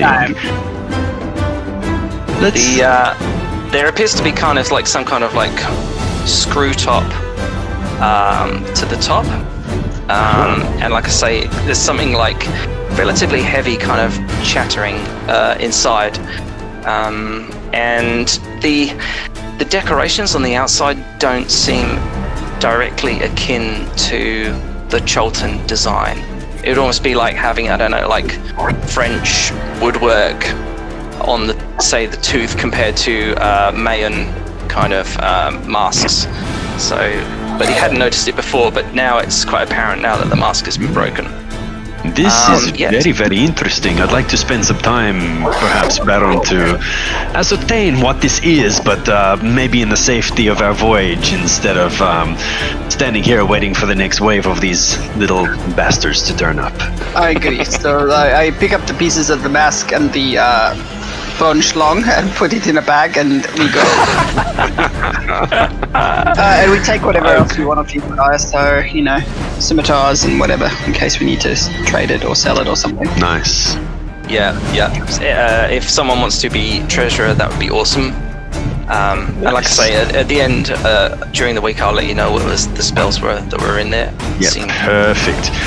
Before you guys, everyone heads off as well, Duval says, look, before we go to the docks, I have the dwarven hammer that I found on the beach, but I may need some supplies before we go. I have some friends in shady places that will be able to equip me with some bits and pieces.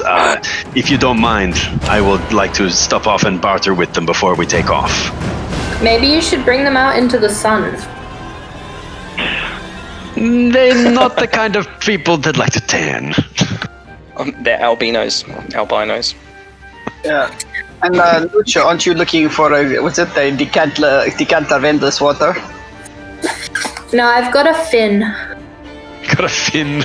Yeah, I'm just going to casually, because it's, you know, battle has ruined it a little, I'm just going to cast shape water and that and everything and give Lucho its little pantsuit of water. I am actually wearing a shirt now. Before I was just wearing like boxes. You don't know where that water's been though, right?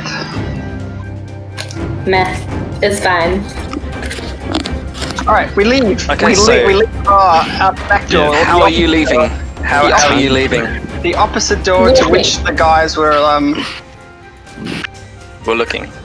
Hopefully out a door. Well, So Not from the roof. the front door. yeah. try to be as discreet as Scares me possible. that you keep asking. Because you're moving as a group and it is still It's like- Tip our hat towards these guys and just walk backwards out nonchalantly. It's like, nothing to see here. No. Whistling. like, so, half the bar is on fire and the other half is covered in poison. See ya. It can't be that unusual, people walking out of a bar, especially the back door. So, we walk out and we just, have a drink and laugh and off we go. Okay, so you're making your way, to try and find Escala, or are you going to do a bit of shopping festival, or... and how are you traveling? Are you going to try and blend in with the crowds of people that could be there? Yeah, or? I thought we were just going to try and get away from the guards at this stage since we basically blew up half the tavern. Okay, so whoever has proficiency in perhaps stealth or the highest can roll with advantage if you're moving as a group, because it is still quite busy out there. It's like a city that doesn't sleep. There's always at least a handful of people in Velen. Shall we pair off, at least? That's fine. I think you'll be alright. My stealth is terrible. I'll take someone else's lead on that. I have a +3. Okay, I'm hanging out with Finn. 3. Sorry, but my I'm not phone proficient. disconnected from my headset for a second. What am I? I have half proficiency. Are you proficient in stealth? Yeah, very. There we go. Excellent. Wait, So roll with advantage. You lead the way. We're following you down the back alleyways. Oh, that's a terrible idea. I just realized which character I'm playing. Let's see what happens. Take the blessing of Papa Legba and the guidance. And you do all have inspiration. Yes. Well, And you are fleeing a murder scene, I'll just point out. can I use that inspiration with advantage as well to see what Inspiration is advantage. Yeah, inspiration No, is I know. advantage. Can I use it twice just to be like extra sure? No. Wow. Because that one really sucked. What about, oh my god. That one. And it's sucked more. Oh Can my I gosh. use Can we my split out? inspiration to like get an extra? You can inspiration to roll again if you want, yeah. Didn't you say you were good at stealth? Yeah, pick up the berry. Two. My stealth's higher than that. So is mine. I know, I was thinking of the wrong character, sorry. Oh Anyway, my gosh, you're not Malexis. so, that's 20 stealth plus, Thank you. I would say that for those of you who know your Forgotten Realms pantheon, definitely Bishaba, the goddess of foul luck, really does gaze at you quite strongly. When you try and stealth towards the door, you're like knocking over beer mugs and what have you. But as you turn the handle, and vases basically knock the bookshelf over. Merrick curses you. He says, "You come into my bar, you don't tip me." He says, "You kill a whole bunch of people, and I'll clear it up." He says, "Don't worry, I'll clear it up. You go." And then Fuck it up. We Throw a go. piece of gold at him. I can imagine the wolf forge instead of walking through the door, walks through the wall, and it's like a wolf forge shape.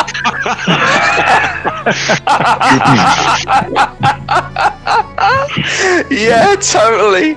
Oh, totally. That's hilarious. Yeah, just nothing to see here. But on the flip side is that Timora just comes to your saving grace, and you slip into the crowd as a group, ready to do as you will. And what is that you will do? I guess we're going to the back alleyways where stuff is sold on the shady end. Is that right? Duval we're going likes to shopping. stop by very, very briefly just to pick up a couple of bits and pieces. Well, trade something with one of his black market alchemical contacts. We're not going to like the big markets. We're going to like the like the night markets. Let's call it the secret markets. Oh The yeah, dark- the yeah. dark This is, web. Okay, It's Duval, gonna be shitty. just for unless the description says otherwise, what I'll do is I'll just get you to roll a D100, and basically Nice. anything over 50 is you will find someone, but anything under 50 is you're unable to locate someone. All right, here we go. That's an 81. So you're able to find someone. What is it you want? Okay, he's just going to pick up alchemy kit from, and probably, if depends on the value of the dwarven hammer that he found. Primarily just like a quill and ink, so he can write in a book. But if he has got enough, he just wants to pick up the alchemy kit as well. Yes, the fence basically says this hammer is worth 180, but he's willing to sell it to you for 90. So in order to do that exchange. Right, because they're on the fly and they're getting out of there quick. Duval nods knowingly and says, "This is fine, my friend. Let's do business." He responds by saying, he says, "You know it's going to a good cause, my friend. It's going to a good cause." And He yes, just kind without of smirks. you basically go onto the equivalent of Velen Gumtree and get what you need, do the transaction, and whittle him down to a cutthroat price, and are on your merry way. If you wish to head to the docks, it's not too difficult considering you absolutely aced that stealth. Can other people buy things quickly or no? Well, if you go with if you go with Duval, then yeah, for sure. There's still shops around. They'll be trading or market vendors that are closing up. You can coerce into a last-minute trade, sure. I want to trade the amber amulet. I basically want to take I want a diamond. Okay, sure.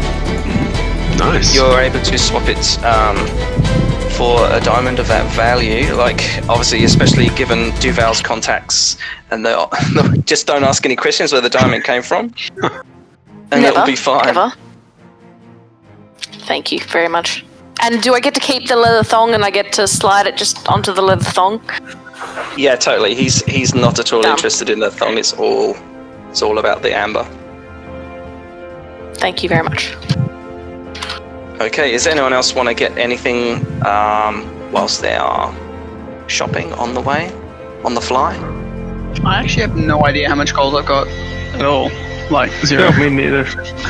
I mean, You have I stole your it starting halfway, goal. The starting gold, we picked up the 25 last session when we got our payment that was so expertly haggled. Alright, You so have I would spend a my shit ton of 25 silver. We got 195. Oh, you can hear me shit. 195 silver, 8 pearls, silver bar. That's about. Oh, and a thumb-sized sapphire, which I spelled wrong. Maybe we can just total it up and divide later. I'll use my 25 gold from last week to get myself a healing potion, which is 25 gold. Okay, so you have 2 healing potions because you bought the mask. Good stuff. Okay. Right. So without further ado, I guess you start to make your way down to the docks. Let me just grab you all. Can I grab you all? I can't. If you put all our tokens together, and the way of true sheep. No, you Yeah, can take I just- True Sheep with us. It keeps on making me grab the map, so just excuse me grabbing the map. I'll go the for map it. out of the way. That's a good way to do There we are. Isn't there a token layer? Yeah. Oh, I don't know all about all of that. I'm not that savvy. Okay, that's all of you. So I just copy you. Where's Dorful? It's Dorful. Copy you. Still learning. Sorry about this. It's literally.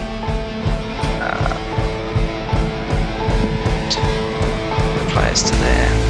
Nice. And. Oh, nice. nice one. Yes. You begin to basically in any order that you like. The main entrance, like you imagine from up in this corner, is where the commerce district is. You've managed to move exceptionally well through the crowd, and whilst you almost definitely know that there will be some troop fleet after you, you aren't out of the woods yet, but you have managed to make it this far without being discovered. Basically, the docks are busy with sailors, merchants, docksies, and passengers alike, all going about their business. The throng of bustling bodies makes it easy for you to blend into the crowd. I just need everyone to roll a perception for me, please. Ooh, nice. That usually works out good. Yeah, no worries. I've got a passive perception of 18. Damn it. Just gonna throw that out there. I did not roll great. I see it all. Finn, boom. Basically, everyone that rolled over 15 notices that for now, you think that That's one. No. Yeah. Hello? Hello? Simon, we can't hear you. Did we lose your Sai? Oh no! Sorry, what are you doing? Jam down. Alright, text adventure for the rest of the night. Let's go. Like, you've all got cholera. We'll be back soon. So, just gonna casually start talking to the people around the docks and ask them what they know about Escala and what they think of the Exactly. ship, and should we casually damage it and then fix it so we can get a free ride, or... Accidentally lean on it a little bit too hard.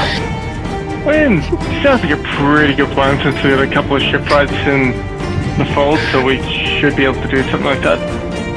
Oh yeah, Javal, are you a shipwright or are you a sailor? No, sailor, so master sailor navigator. So Right then, no, Dorful. Finn, you and I are both shipwrights, so we should be able to be like, no, this is just like, really sorry, like, wham, this is accidentally broken. We should probably fix Couldn't we, this before you go couldn't we somewhere. couldn't we just I gotta sign say- on as mercenaries for the ship? Could do Oh, it. We okay, could but- offer a you can. Scala a chunk of gold for basically letting us go and hunt some pirates with her. I have a On the other rep hand- here of being, a master craftsman. Like me and mending, I can't lift shit that well. Yeah, if we rock So- up, we're like, hey, we can fix your shit, like, pay us. Yeah, it's like I'll direct and you put the pieces where they need to go. Yeah, basically. But it's a bit It's better than basically the the guys difference being like, between hey, an like, engineer and a mechanic. And it's a bit better than like them being like, oh, we want to stab shit, take us there, and we'll give you money. and every ship needs a a ship's doctor / voodoo priest. Exactly. Exactly. And And need you're a so terrifying sailor. that nobody goes to you, so everyone's always healthy. So should I get rid of all my healing spells then and just rely on you, Yosemite Sam? No, very maybe not. Let's start. I would definitely err on the side pick one. of I'll I would head keep your butts on one. that one. It's like Wayne says no, but Baron somebody says yes. because it's like what have I got? Oh no, why is he swearing? Please don't tell me he was talking for that long. Maybe. You was, I bet you was. Oh, poor thing. Hopefully the power isn't out or something really bad. No, Fingers I think it's alright. You just crossed. work out the calcs. I got so sad when I realized that Western Power has changed, so they don't do the map anymore. They only do tell you the suburb where the power is out, so I'm really sad. That's a bit rough. Yeah, because it's what if the power's not out in the entire suburb? What if it's just a little itty bitty tiny area? Yeah, who cares? Like, at least it spells out to me. Okay, right. Well, that was just Overlord, shit. hello. You're alive. wasn't that fucking typical? Like literally, the one time I had a huge text box to read out to you, thinking these guys are really good. They're just listening really patiently, and I'm just being able to Dropped. deliver all the information, and it And we heard nothing. fucking booted me. Oh my I'm so god. livid. I'm We so waited livid. really Okay. patiently for you. Like, if you want to deliver, go for it. Start again. I can hear Oh, your yeah. face going red from here. Oh, I am. I'm literally glowing. I reckon the people of Maylands are getting warm from my anger right now. To be honest, we did figure out an entire plan to get on the ship, but I want to hear what you got to say first. Exactly. Okay. So, apologies if you heard even like the first word of this text bar. It doesn't actually take that long, but it was my. Okay. So you all rolled pretty well with your perception. You're able to deduce that for now you seem to be safe. But anyone with a modicum of intelligence would understand that perhaps you're on the hit list with regards to the True Fleet. Time to get Yeah, out of I think Dodge. We did just fuck up a bunch of the guys. Right. As I was saying, so this very important text bar, which doesn't seem all that important now, but basically says, the docks are busy with sailors, merchants, doxies, and passengers alike, all going about their business. The throng of bustling bodies makes it easy for you to blend into the crowd. The fresh smell of warm ocean fills your lungs, closely followed by bilge and fish remains. It seems what is sweet can also be soured. The docks are a hive of activity, and perhaps your only hope at escaping the weather-worn gibbet cages that line the hanging mile across the coast to find safe passage out of Velen. Basically, for your information, the hanging mile is basically a mile of gibbet cages, which are those cages where they put people in to die. They starve to death or get stabbed by passers-by. It's Super not a great way to go. uncomfortable too. And incredibly, really bad for the bones. Caribbean? Yes, just like that. Yeah, like Pirates of the Caribbean.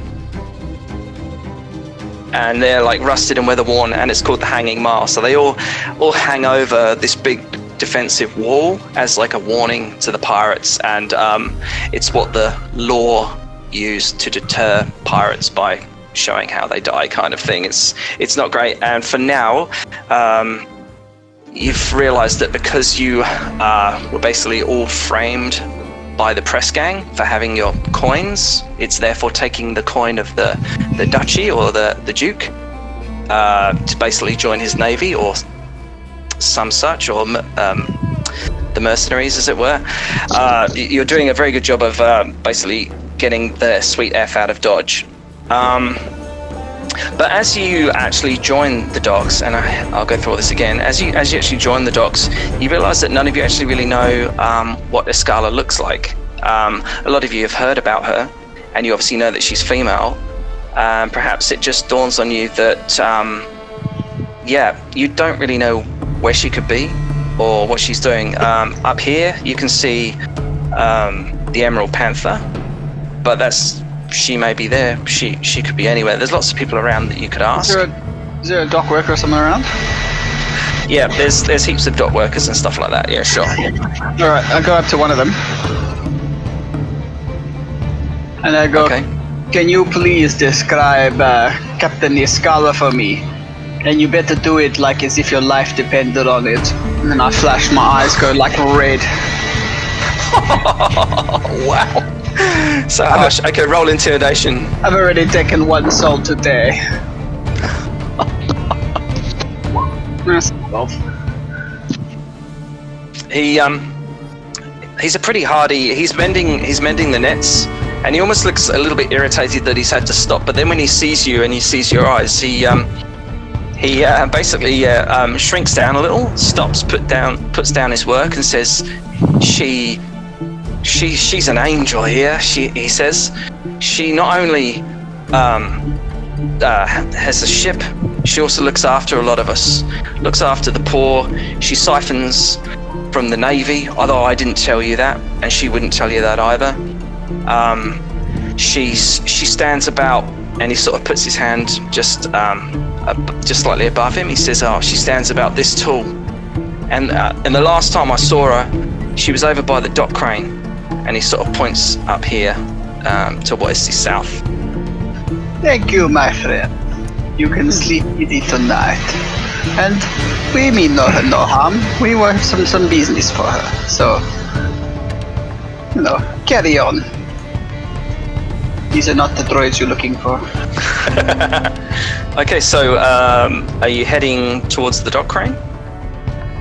Yeah, let's peek around. I'm just gonna grin and look over to Finn and say, Finn, try and find the most attractive woman on the dock here. See how fast it takes you to find. So I basically just go walk over to the nearest woman, because I'm sorry, but all women are beautiful. They are.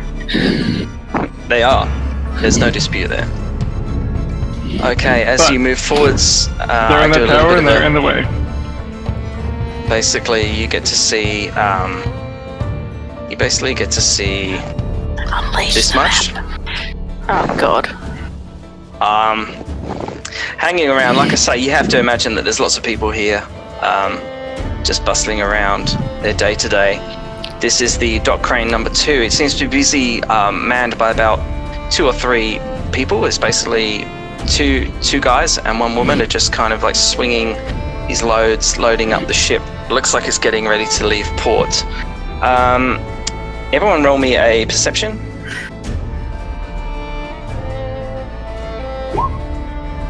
I'm really good at seeing what's going on around me. Wow. I'm surprised I haven't tripped over my own feet yet. For once in my There's life, still I'm very observant. I got 6, but I have a passive of 18. So Okay, well, you could be potentially distracted by all the hustle and bustle and people getting in your way as they move and jostle past. You It's blinked and forgot to reopen your eyes. it's definitely Baron Samedi and Finn, who are aware of a heavily tattooed and somewhat scarified, mercenary-looking fellow standing on his own up here, keeping a very hawkish eye on the loading and unloading of the docks. There's still lots of people around that you can talk to, and I'm still running off your stealth that you rolled earlier on. You're able to still borrow from that, and you're doing quite a good job of being able to sort of Assassin's Creed your way through the people and kind of remain on the down low. But it is interesting to see a true fleet kind of hanging around. He's not getting in the way, and he is standing on his own, but yeah, you're aware of him there. All right. Duval's gonna pull his cloak up over his head and just kind of stand here in motions to the others. It's like, I'll keep watch here. You keep searching. If you hear a whistle, a bird whistle, I'll make an owl noise. Yeah, this'll work. If there's trouble. We have a problem with that. Simon, just be aware of the map. We can only see half of the map because where it says dock crane, it's all cut off. What, over here? Yeah, no, like here. Yeah. It's only half the map. Oh, real? Well, I can see the word dock cra, and then after there's no whatever. Ah. I Maybe can see that's it all. you, because Might I be can see it. Might be You can zoomed in super far. I can see can't. all that. I take it back. I mean, mine was zoomed Okay. in, but I wasn't zoomed in that I far. can't see anything. Yeah, alright, never mind. Ignore me. We have a Never. problem with the owl noises. I've never heard an owl before. What is an owl? Okay. Oh my gosh, Lucho, stay with me. You'll be fine. Owl noise. Finn, you literally just mothered Lucho then. Come here. Where's my hanky? Let me get that chocolate off your face. Well, on land, I basically keep Lucho alive. Can you show me what an owl is? I also have a +6 in animal handling, so If you come across an owl, I need to see it. You need to show me. And yes, I I will need to make. definitely. Duval, can you demonstrate for us the noise you will make? Woohoo! Is that what they sound like? I don't know if Yes, that's yes, it actually is. what they sound like, but it's different to a seagull, so you should be able to notice it. A seagull's some white things, yeah? Yes, look up. This is one of them. Ah. So that's not an owl. It's basically a flying rat. It doesn't have a Squash tail. face. Moving on. Like I said, Where did I So go? yeah, it seems that when the guy that gave you the information obviously had maybe seen her a little while ago. Perhaps he didn't divulge that. Maybe he was a bit too scared. But Devoured, you're spending some time there. You don't really see anyone that looks like they are of any authorization, as it were, any sort of authority. No problem. Just keeping watch, looking for any more true fleet to grace the dock. I deleted myself. Oh no, control. To undelete. Undelete. No, doesn't work like that. I will. All right. Sorry. I'll quickly try and add you back. Wow. Not doing way that down again. Here. Oh, I know what I did, and I'll try not to do it again. If you I copied don't know it, if you could do that. copied it from the other map, you should just be able to copy it again. Oh yeah. Okay, just give me a sec. So basically, I drew all those squares, and then I selected them all to delete, and I selected myself. Ah. Okay. I didn't You know are- I could do that. You are coming up right about now. Yay! Thank you. There you are. Yeah, so basically, Javale, yeah, you don't see anyone that looks like they're of any authority. Everyone seems to be busy doing their tasks, although someone has given them a job, but no one seems to be in charge.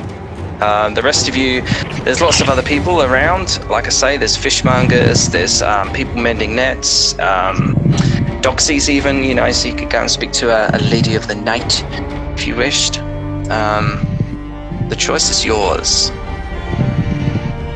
I want to speak to the true lady here, and I want to go aboard the boat. Okay.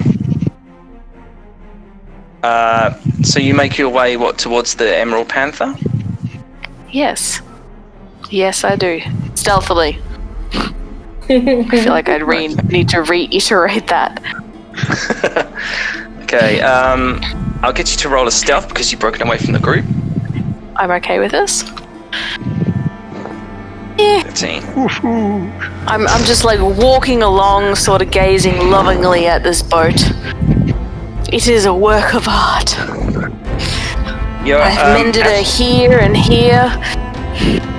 You're absolutely allowed to come up here, but it's actually a bunch of kind-hearted looking workers that say, they sort of stop you and say, "Oh, what are you doing here? Everyone is doing something, but I don't see you doing anything. Are you a holiday maker? Are you a tourist?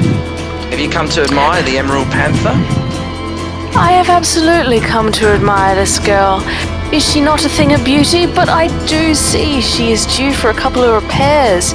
Are you able to point me to the captain so I can best help her on this matter? You can roll me a persuasion or a deception, whichever one you fancy. Can I help because I'm there? I'm I would not say trying to deceive them. I can fix it. So I'm gonna go persuasion. then. Persuasion. With advantage. Persuasion or performance, really. Oh, you absolutely aced it. And so you're talking to a female, is it? Oh, it doesn't you matter, picked a female. really. Well, you're not fussy. No. She basically warms to you, I think mainly she starts to admire your skin, and she starts talking about how wonderful your skin looks. It's nice to see somebody who looks so sort of different. We always welcome Ganassi. They always bring us good fortune, we believe, as sailors. You notice that the true fleet isn't really paying you much attention. It looks like he's minding his own. And she basically says, "Oh, well, by now, she would probably be talking to the quartermaster, or at least around the quartermaster's barracks. She needs authorization in order to leave. We're loading the last of the wares now." Will she be back And they've soon? got a point. They say, "Well, knowing the quartermaster and the bureaucracy that goes on there, she could potentially be a while. She points over in a pointing direction. She basically points over in this direction and says, it's the only building that's really close to the docks. You'll find the quartermaster's barracks is over there. And she points that direction. 60 foot. Okay. I will go back to my comrades, gazing lovingly at the ship as I go past, because it is a thing of beauty. It is a fine-looking ship. It is the fastest ship in port. It is a thing of beauty. Do not downplay this. Yeah, don't downplay this. How long did it take to make the Kessel Run? How long what? How many parsecs? How many parsecs? Need the Kessel Run in 5 parsecs. This thing can travel at 35 knots. It is a thing of beauty. You start to get the impression that the more you sweet talk people, or I don't know, basically, for want of a better word, get good roles, the more valuable, the more realistic the information is, the more valuable the information is. I want to damn well hope so. Exactly. So I go back to the group and I just let them know. So I just spoke to a lovely lady over there and I just look back at her and wink. She gives a little dainty hand wave. Of course she does. She's a dear. And the captain is supposedly over at the talking with the quartermaster about leaving. Shall we go inquire over there? Is anyone listening to me? Indeed. Let's move. I think it's time we go and pay this captain a visit. I'll hang back and keep a watch out, just to alert of anything that might be going on. All right, let's go then. So as you start to make your way across the docks here, which is like I can't remember what the proper word for it is, but it's a wet dock, so whatever that is. But as you make your way across the boardwalk, I need everyone to make a perception investigation check for me, please. Alright, I've got 20 for passive investigation. Okay, that's cool, yeah. Check. What? It's definitely my strong great. suit for getting us to roll. It's wow. I mean, Finn and Dorfall, you just... and Duval, just absolutely ace it. Literally all at the same time. As you're walking past, you notice this really strange thing trapped in one of the boards. It was like exactly me. I tripped. You're just like, pretty things. What does an owl look like? And you're like, is this an owl? Is that person an owl? I'm looking for something because I wasn't explained what an owl was. Just it's not a seagull. With everything that's not. Duval. Duval. Beautiful. Anything that doesn't go hoo hoo and that isn't a seagull is like whatever. But yeah, I'm on the lookout for an owl. I'm not actually doing anything else. So basically everyone. Oh my god, the DC was 17, so everyone with the DC 17, natural or rolled, basically you notice a line of 7 pearls wedged in between a couple of the planks. It's almost as if it maybe split out of someone's purse, or it's a robbery gone wrong, and someone's maybe not found them or not noticed them. And yeah, there's basically 7 pearls kind of wedged in the board of the boardwalk as you walk by. Each one of those, you reckon, they're all roughly the same size, would be worth about 10 gold each. I will just get 2 and I'm going to... Sorry, Lucho, manipulate the water for a moment and just... That's my pen. Raise the pearls up. I actually don't know if I can shape more than 1 lot of water at a time. It's if you fine. want to snag him and bring it back in, I'll let you. Sorry, what? If it's anything like... What? No, I said if you want to try and like snag him with water and bring him back in without triggering something, that sounds great. If you can do that. I was just going to collect them all up and have the water dump them in my hand. Sounds good Beautiful. to me. Beautiful. The water basically washes over them. You're aware that they've been trodden into between two boards, so they're pretty firmly in there. You would need to sort of bend down and like either cause a distraction to pop them out so nobody noticed, or just do it and hope that no one's noticed. Who wants to get these out then? Get one out. Lucio, you're strong. You Go for crouch it. down, grab them, and I'll stand over you. You're small. No one will notice you. Grab No, what? I thought we needed a distraction. Lucho, that guy over there said you were weak. Hit him. How dare he? Which one? Which one? Like, who cares? Hit one. I run up to the closest guy that looks like he could handle a punch to the face, and I'm gonna scream, "Let's get ready to rumble!" in his face. Like, I jump up face height with him, and I smack him once. I just punch him. Okay, make the attack roll. Where are my attacks? That actions. Hey, what first? We try to not attract attention. I just punch him.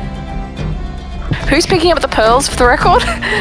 You are. But we're going to keep it non-lethal, so it's just a bar fight. Okay. Off.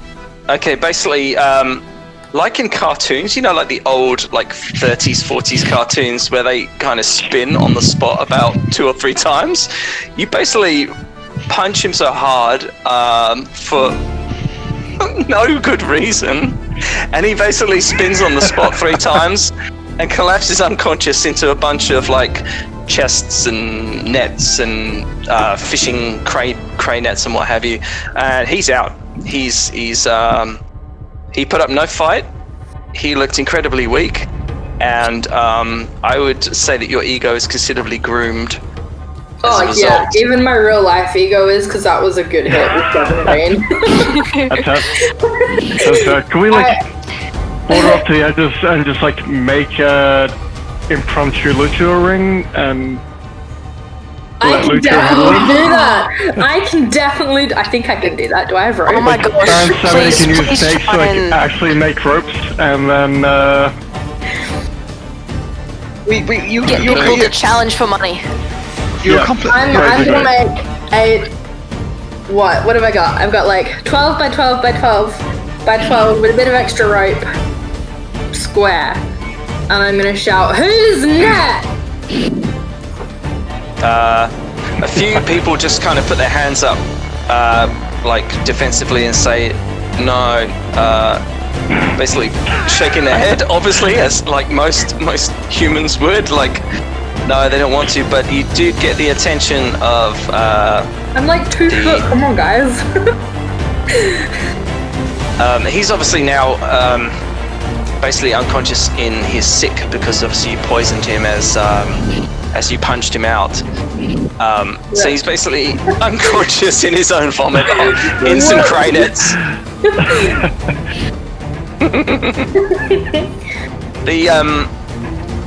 The True Fleet guard here has sort of come over. He's having a bit of a look. He's kind of sneering, but you get the impression that that's not his task. That's not what he's tasked to do. Are you? So you're basically offering anyone to fight? Anyone that steps in the ring, I'm gonna try and beat them up. how close is the True Fleet guy from the luchador ring? He is saying that you're doing it here. He's 35 feet away from the ring. Okay, damn it. It's just like whip him in and be like, "Hey, so you're here."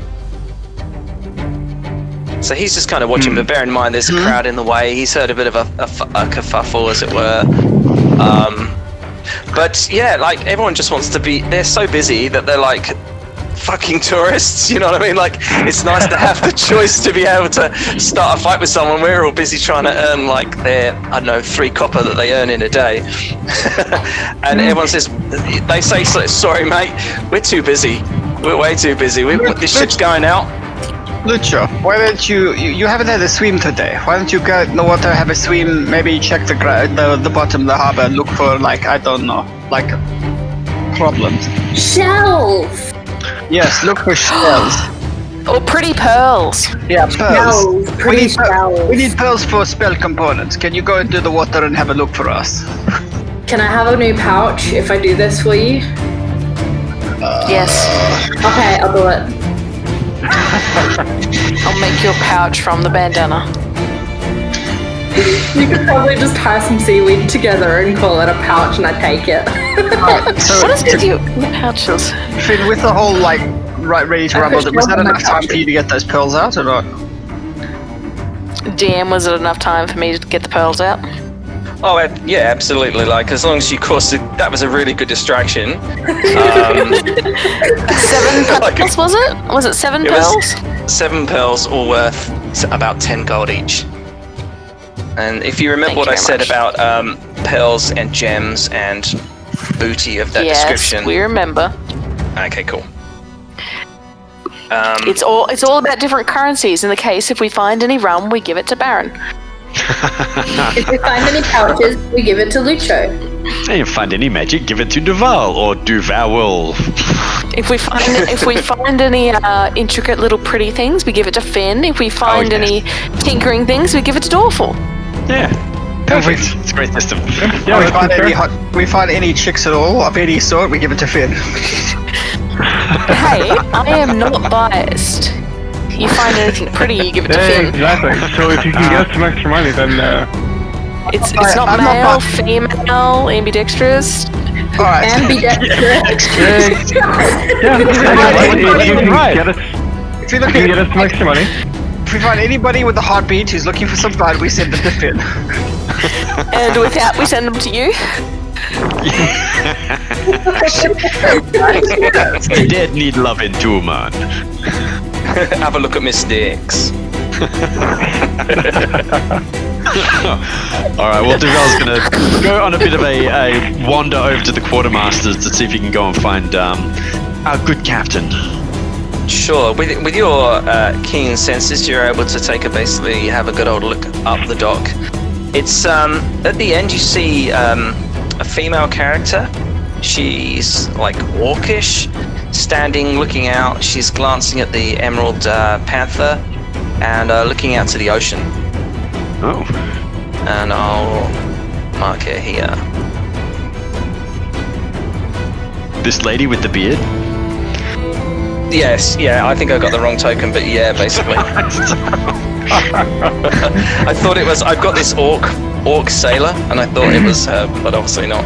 Alright, lady with I a might remember. So much lady with a better. beard. Lady with a beard, send Finn over. One. Yeah, and that's basically what you can see as you get to that point. I go onto the polygon reveal tool and try and use it like this. Oh shit, man! I don't know how to. No. Oh, the Okay. polygons are bugger everything. Oh yeah, it's really terrible. Okay, so no, you don't see that. Basically, as you walk past, it reveals this. Okay. And that's what you see so far. So yeah, you see that it's all clicking out to sea. Nice. So, By the way, Duval, why do you have a broken heart? oh no, that was for just to remind myself that I've got bless on there. Okay, Oh, just yeah. checking. Oh, that one. All of the hearts. All right. So with- Duval, he's- that's what you see. The rest of you guys are sort of going back there. There's a hustle and bustle. The True Fleet, basically, you definitely generated interest, but because he's on his own, and like I say, he's got other intentions, should we say, he comes back and starts watching what's going on here. He kind of raises a hand to a few people as he walks back and sort of sits arms folded and just seems to be really checking and scrutinizing the cargo as it's going on. You kind of get the impression the fact that he came over and was witness to the distraction that you made, that he maybe isn't aware or savvy to what just happened in the pub quite yet. don't know how long it's going to be until those people come along. Fair enough. Well, Duval's gonna approach the bearded orc lady at the end of the pier. Maybe just come up beside her and seeing her look out over the water, kind of walk up next. Yes, so she, my friend, she calls to you too. The wide ocean. She Tell goes. me. No, Go ahead. Obviously, being orcish, I'm actually going to stick my fingers in my mouth to simulate tusks. She goes. She goes. The sea is beautiful. I can't do it. She goes. The sea is beautiful, sir. Are you a patron of Amberley as well? You could call me a vessel of Amberley, perhaps. I help guide many of her folk in the right direction. It's my lot in life, I guess. Tell me, the Emerald Panther, she's a beauty, but I'm looking for Captain Escala. Can you point him in the right direction? She goes, Escala? Oh. Well, she would be by the quartermasters. I saw her but a few seconds ago. She has her eye on a few of the ladies, should we say, that work there, and sometimes chooses to bypass the paperwork for other more enjoyable pleasures and pursuits.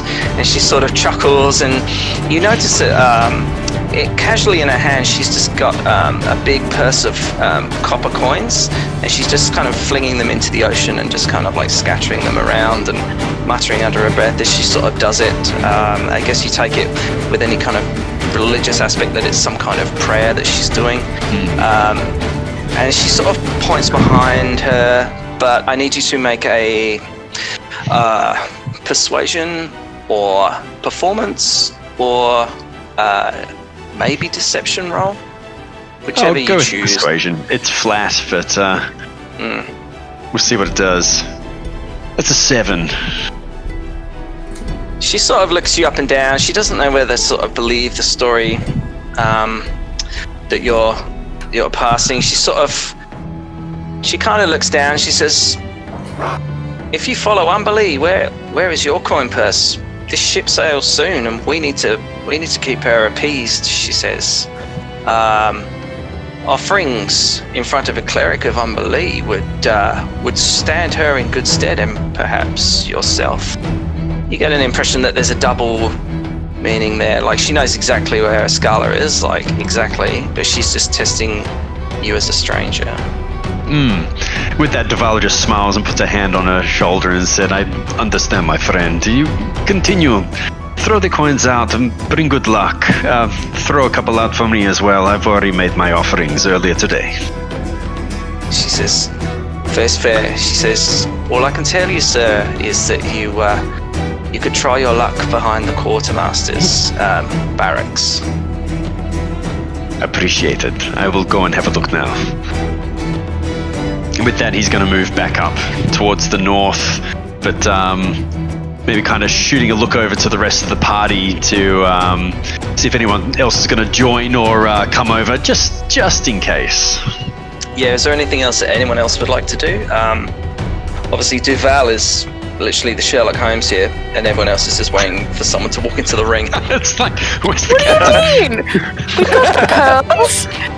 I was told to go swimming and look for more shiny things.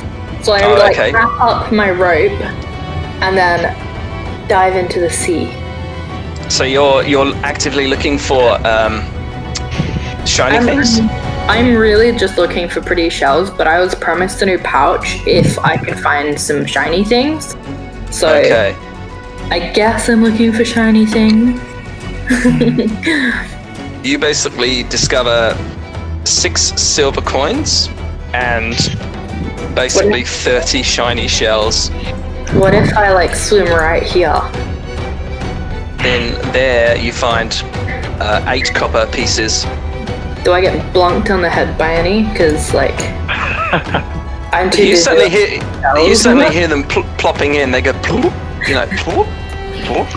every now and again, but really, as unless you're making a real concerted effort, currently you've only been able to find 8 of the multitude that the cleric's thrown into the ocean. Okay. I'm gonna keep looking. It's as you walk back, Duval, you just spot something at the corner, because it's not fenced off. I mean, there is a fence, but it's kind of broken. Just as you're walking, man, it won't let me. Okay, let's try this. Something catches your eye. Just like yes, it does. Some sort of a character there. I see Baron Samedi's coming up that way. You've just chosen to go around the other way. Have you there, Samedi? Yep. So the way you're coming is not fenced. So you're able to see 2 young women exchanging, should we say, pleasures of the flesh with one another. It's going to be a long voyage, boys. It's the back of the bike racks. God damn it. And yeah, she's again. Ignore the blue ring, the suspicious blue ring around the other character. But yeah, you see 2 females. They've obviously cleared the area, and like I say, they're exchanging pleasantries with one another. You both, Duval and Samedi, see this.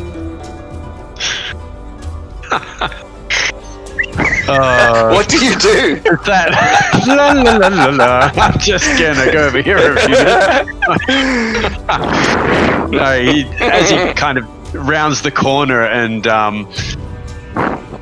almost apologetically kind of coughs at. Oh dear God! Oh, my apologies, ladies. I didn't mean to intrude, but a moment of your time, if you could spare it. She says, Your timing is actually this one. She has like a Cormian accent, so it's kind of French. She goes, "Oh, Monsieur, your timing is impeccable. We have just said our farewells. What can I do for you?" That is understandable. It's the sea is always a long journey. I am searching for a captain, Captain Escala. Perhaps you could point me in the direction of where she may be. She goes, Monsieur, that should not be too difficult, for that is me. And you're confronted. Have you guys see that? Oh yeah. You guys Indeed. are confronted with Captain Escala. She stands incredibly good looking. Very sort of hardy and weather worn, with a big scar down one of her eyes. Sort of Cholton, perhaps, or Callanport looking kind of origins, and fine, long, dark black hair. She offers a very pleasant smile and appears to be incredibly charismatic, just wins you over with a smile. She sort of turns to the basically what are they, like a cleric, but not like we know holy person cleric, but like a bookkeeper, accountant. She turns to this accountant looking chick and kind of shoos her off and says, Monsieur, what brings you in search of me?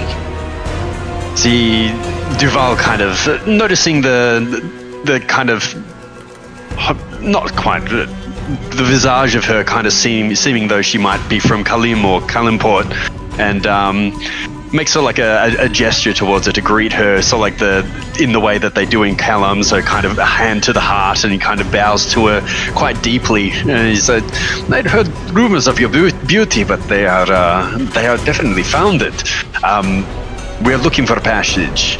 We seek to find a way to get back onto the sea. We have some business that we would like to attend to out in the open waters, and we heard the Emerald Panther. She is the fastest corsair here. She laughs and she goes, "Oh, Monsieur, she is the only corsair here at the moment.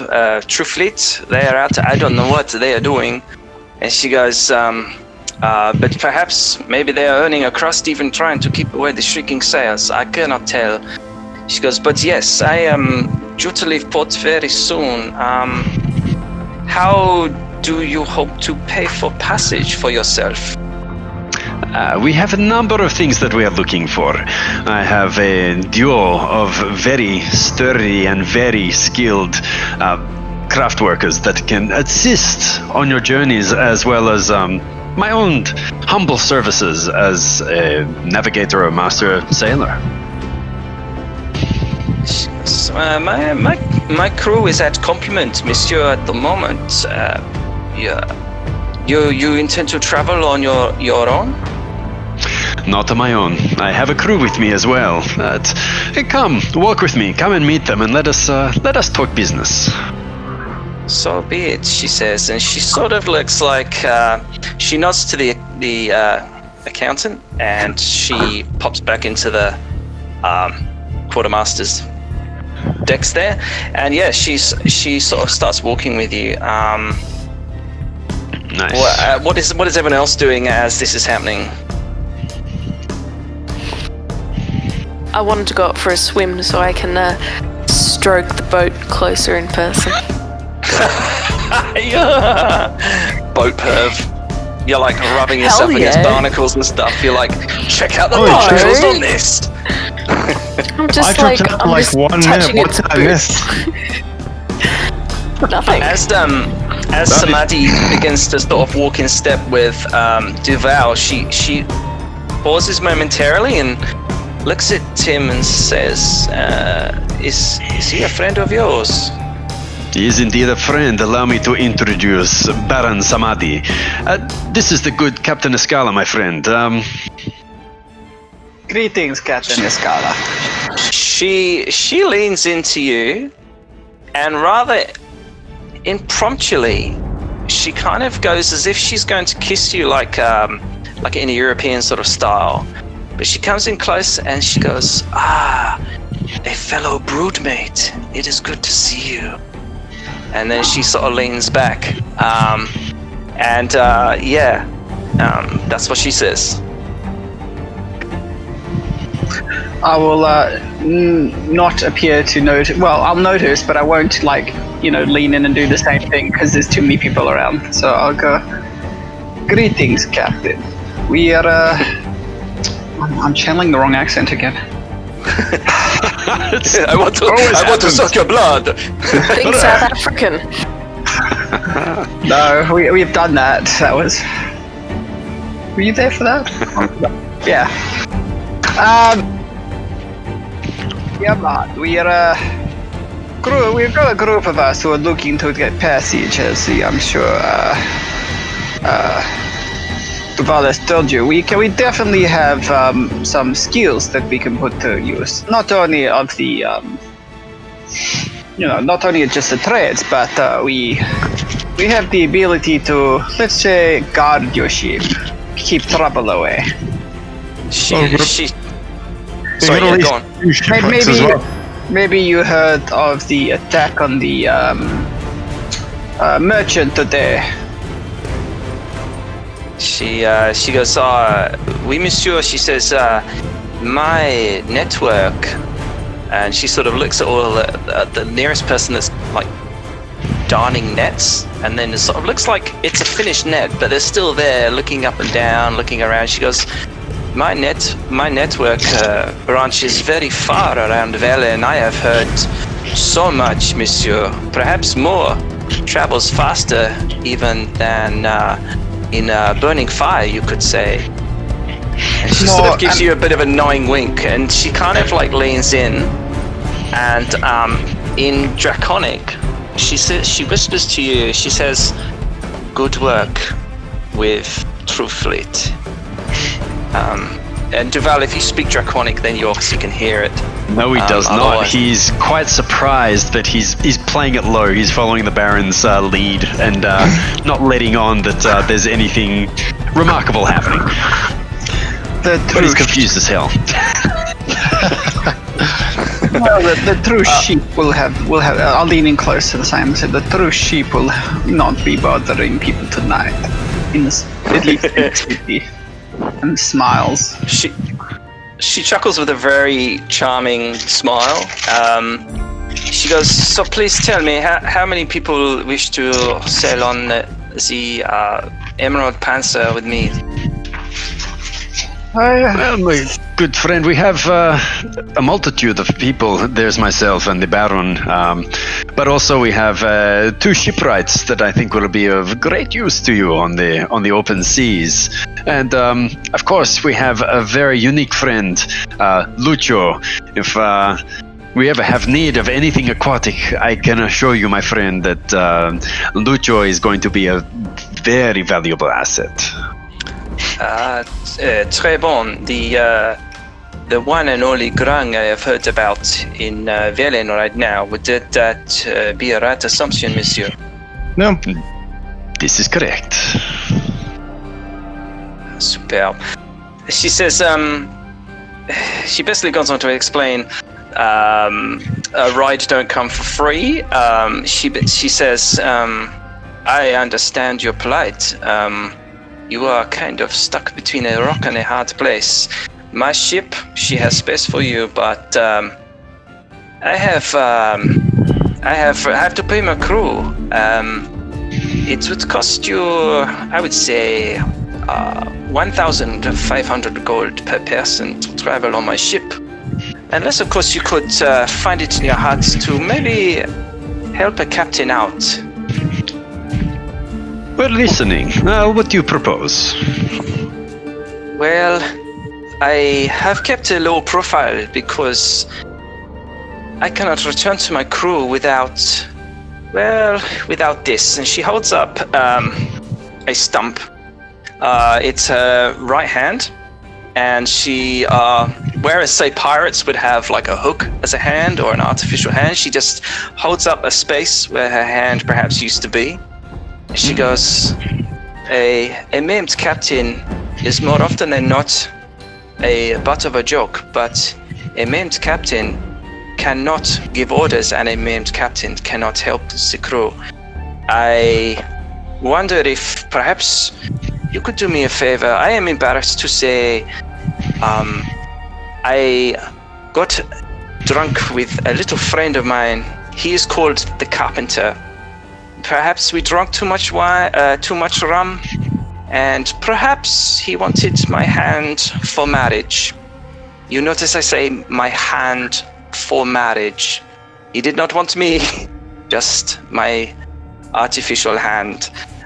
She goes on to describe her hand and what it looks like, and I have a handout. I have a handout for that. Hey. She basically goes to describe it as looking like this. It's beautiful.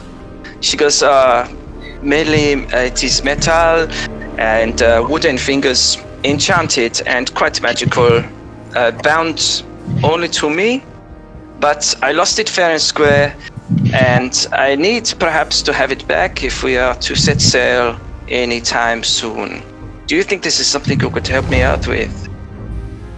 Oh, we can definitely help you out, man, but I guess it comes down to the methods. Do you care how we get it back, or would you prefer something more subtle? She goes, If you'll show me how take one for myself. Matt, we can't hear you.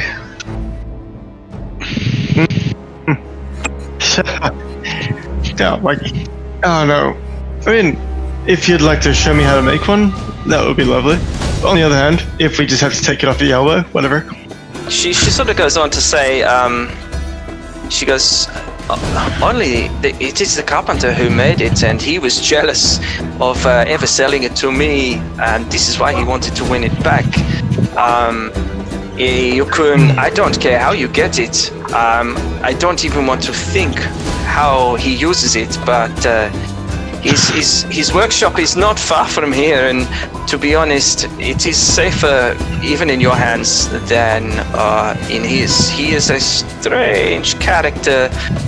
I don't care how you get him, but please understand, he is one of Velen's best carpenters. You cannot hurt him. Please do not hurt him. Okay. What can you tell us about his place of business? Number of gods he might have, friends. Well, you know, like alarm systems. Well, what can you tell us? She chuckles when you mention friends, and she goes, "Oh, he likes to make his own friends. He makes friends." And she kind of looks off to one side. Out of wood, he is a strange one. She goes, I thought you were going to say literally. That's concerning. He literally does. Yes, monsieur, he literally does make his own friends. I don't know if he has guards. I never see them. He has a basement, which is more than likely accessible through street level. He has his shop front, which is at also at street level. So you have basement, you have the shop front, and then his living quarters, albeit them small, are upstairs. I have no plans of his of his shop. This is not something I have, but that is pretty much all I can tell you. His shop front, I know inside out. Expect clutter and wood. But I really do need this hand back, and then perhaps I will consider a discount, messieurs. We'll appeal to his sense of prosperity and hopefully use reason before going to force. But I would say we will be quick. Perhaps make preparations. We will be making our way out of port very soon. Bon, très bon. She says, if you could hurry, then it would save me face with my crew. They have not noticed yet, but their faith would not be invested in a captain who cannot pull a rope or pull a wheel. No, leave it to us. Okay, cool. So, what would you like to do? I think it's time to get the team together for a plan. Very well. So she sort of nods, and you notice that she obviously tries to keep her distance from the rest of the crew, with her hand sort of in her pockets, in a muff as it were, and sort of stands there. She goes, I wish you good luck. All right. So I'd imagine if we head on over to the carpenters, maybe those who might be a bit more persuasive will go to the front door and have a conversation with him, and perhaps have someone sneak in the back and see if they can actually pilfer it from him, and do a little bit of a 1-2, see if we can trick him into staying in the shop while someone else goes through the back door. Does Luchador Okay. get advantage because he's so small? So you guys are reconvening and explaining what's happened? Oh yes, yeah. So sharing with the rest of the crew, just to let them know that is the plan. We've got passage, but we need to do this favor for the captain. If we can give her face back, so she can face the rest of the crew, it's gonna definitely work well for us for making sure that we can not pay a fortune for heading out to sea. But yeah, what does everyone think? Nope, that sounds great. Sorry, I'm just jumping back in if let's have a load. Nice. Good Oh, one. Right. I'm sliding out of the water, holding as many shells as possible. I need a new pouch. Well, if we're lucky, we might be able to find one in this shop. Let's look up. Who are our stealthiest out of the group? I've got a +3. Oh, that's pretty damn good. +3. Because I'm Not that little. good. I've got +0 and disadvantage. I've got +1 and disadvantage. So not looks you. like me and Baron are going to be walking through the front door and doing the talking. It's awful. I'm just waiting for mine to load back up. I think mine is like a +1, so it's not great. Okay, so me and Lucho. You are going to be our burglars. We, of course, explain the hand that we're looking for as well. The way that it's made, the enchantment and all that kind of stuff. So hopefully we can pick up the right hand, because I've got a feeling there's going to be a lot of them there. And if anything goes wrong, we have to make sure that the carpenter actually lives. So any damage, anything must be non-lethal. But why do you think he'd have more than 2 hands? Because this guy likes to make people out of He's wood. very handy. I mean, He's very handy. Prefers digital.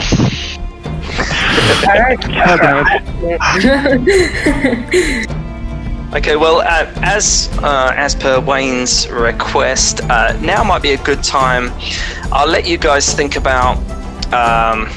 I'll share a little bit of information on the Discord just to kind of build a bridge over to the next sort of scenario. But if you're happy to leave it here, then that I think is probably a good spot to leave it. Oh, good.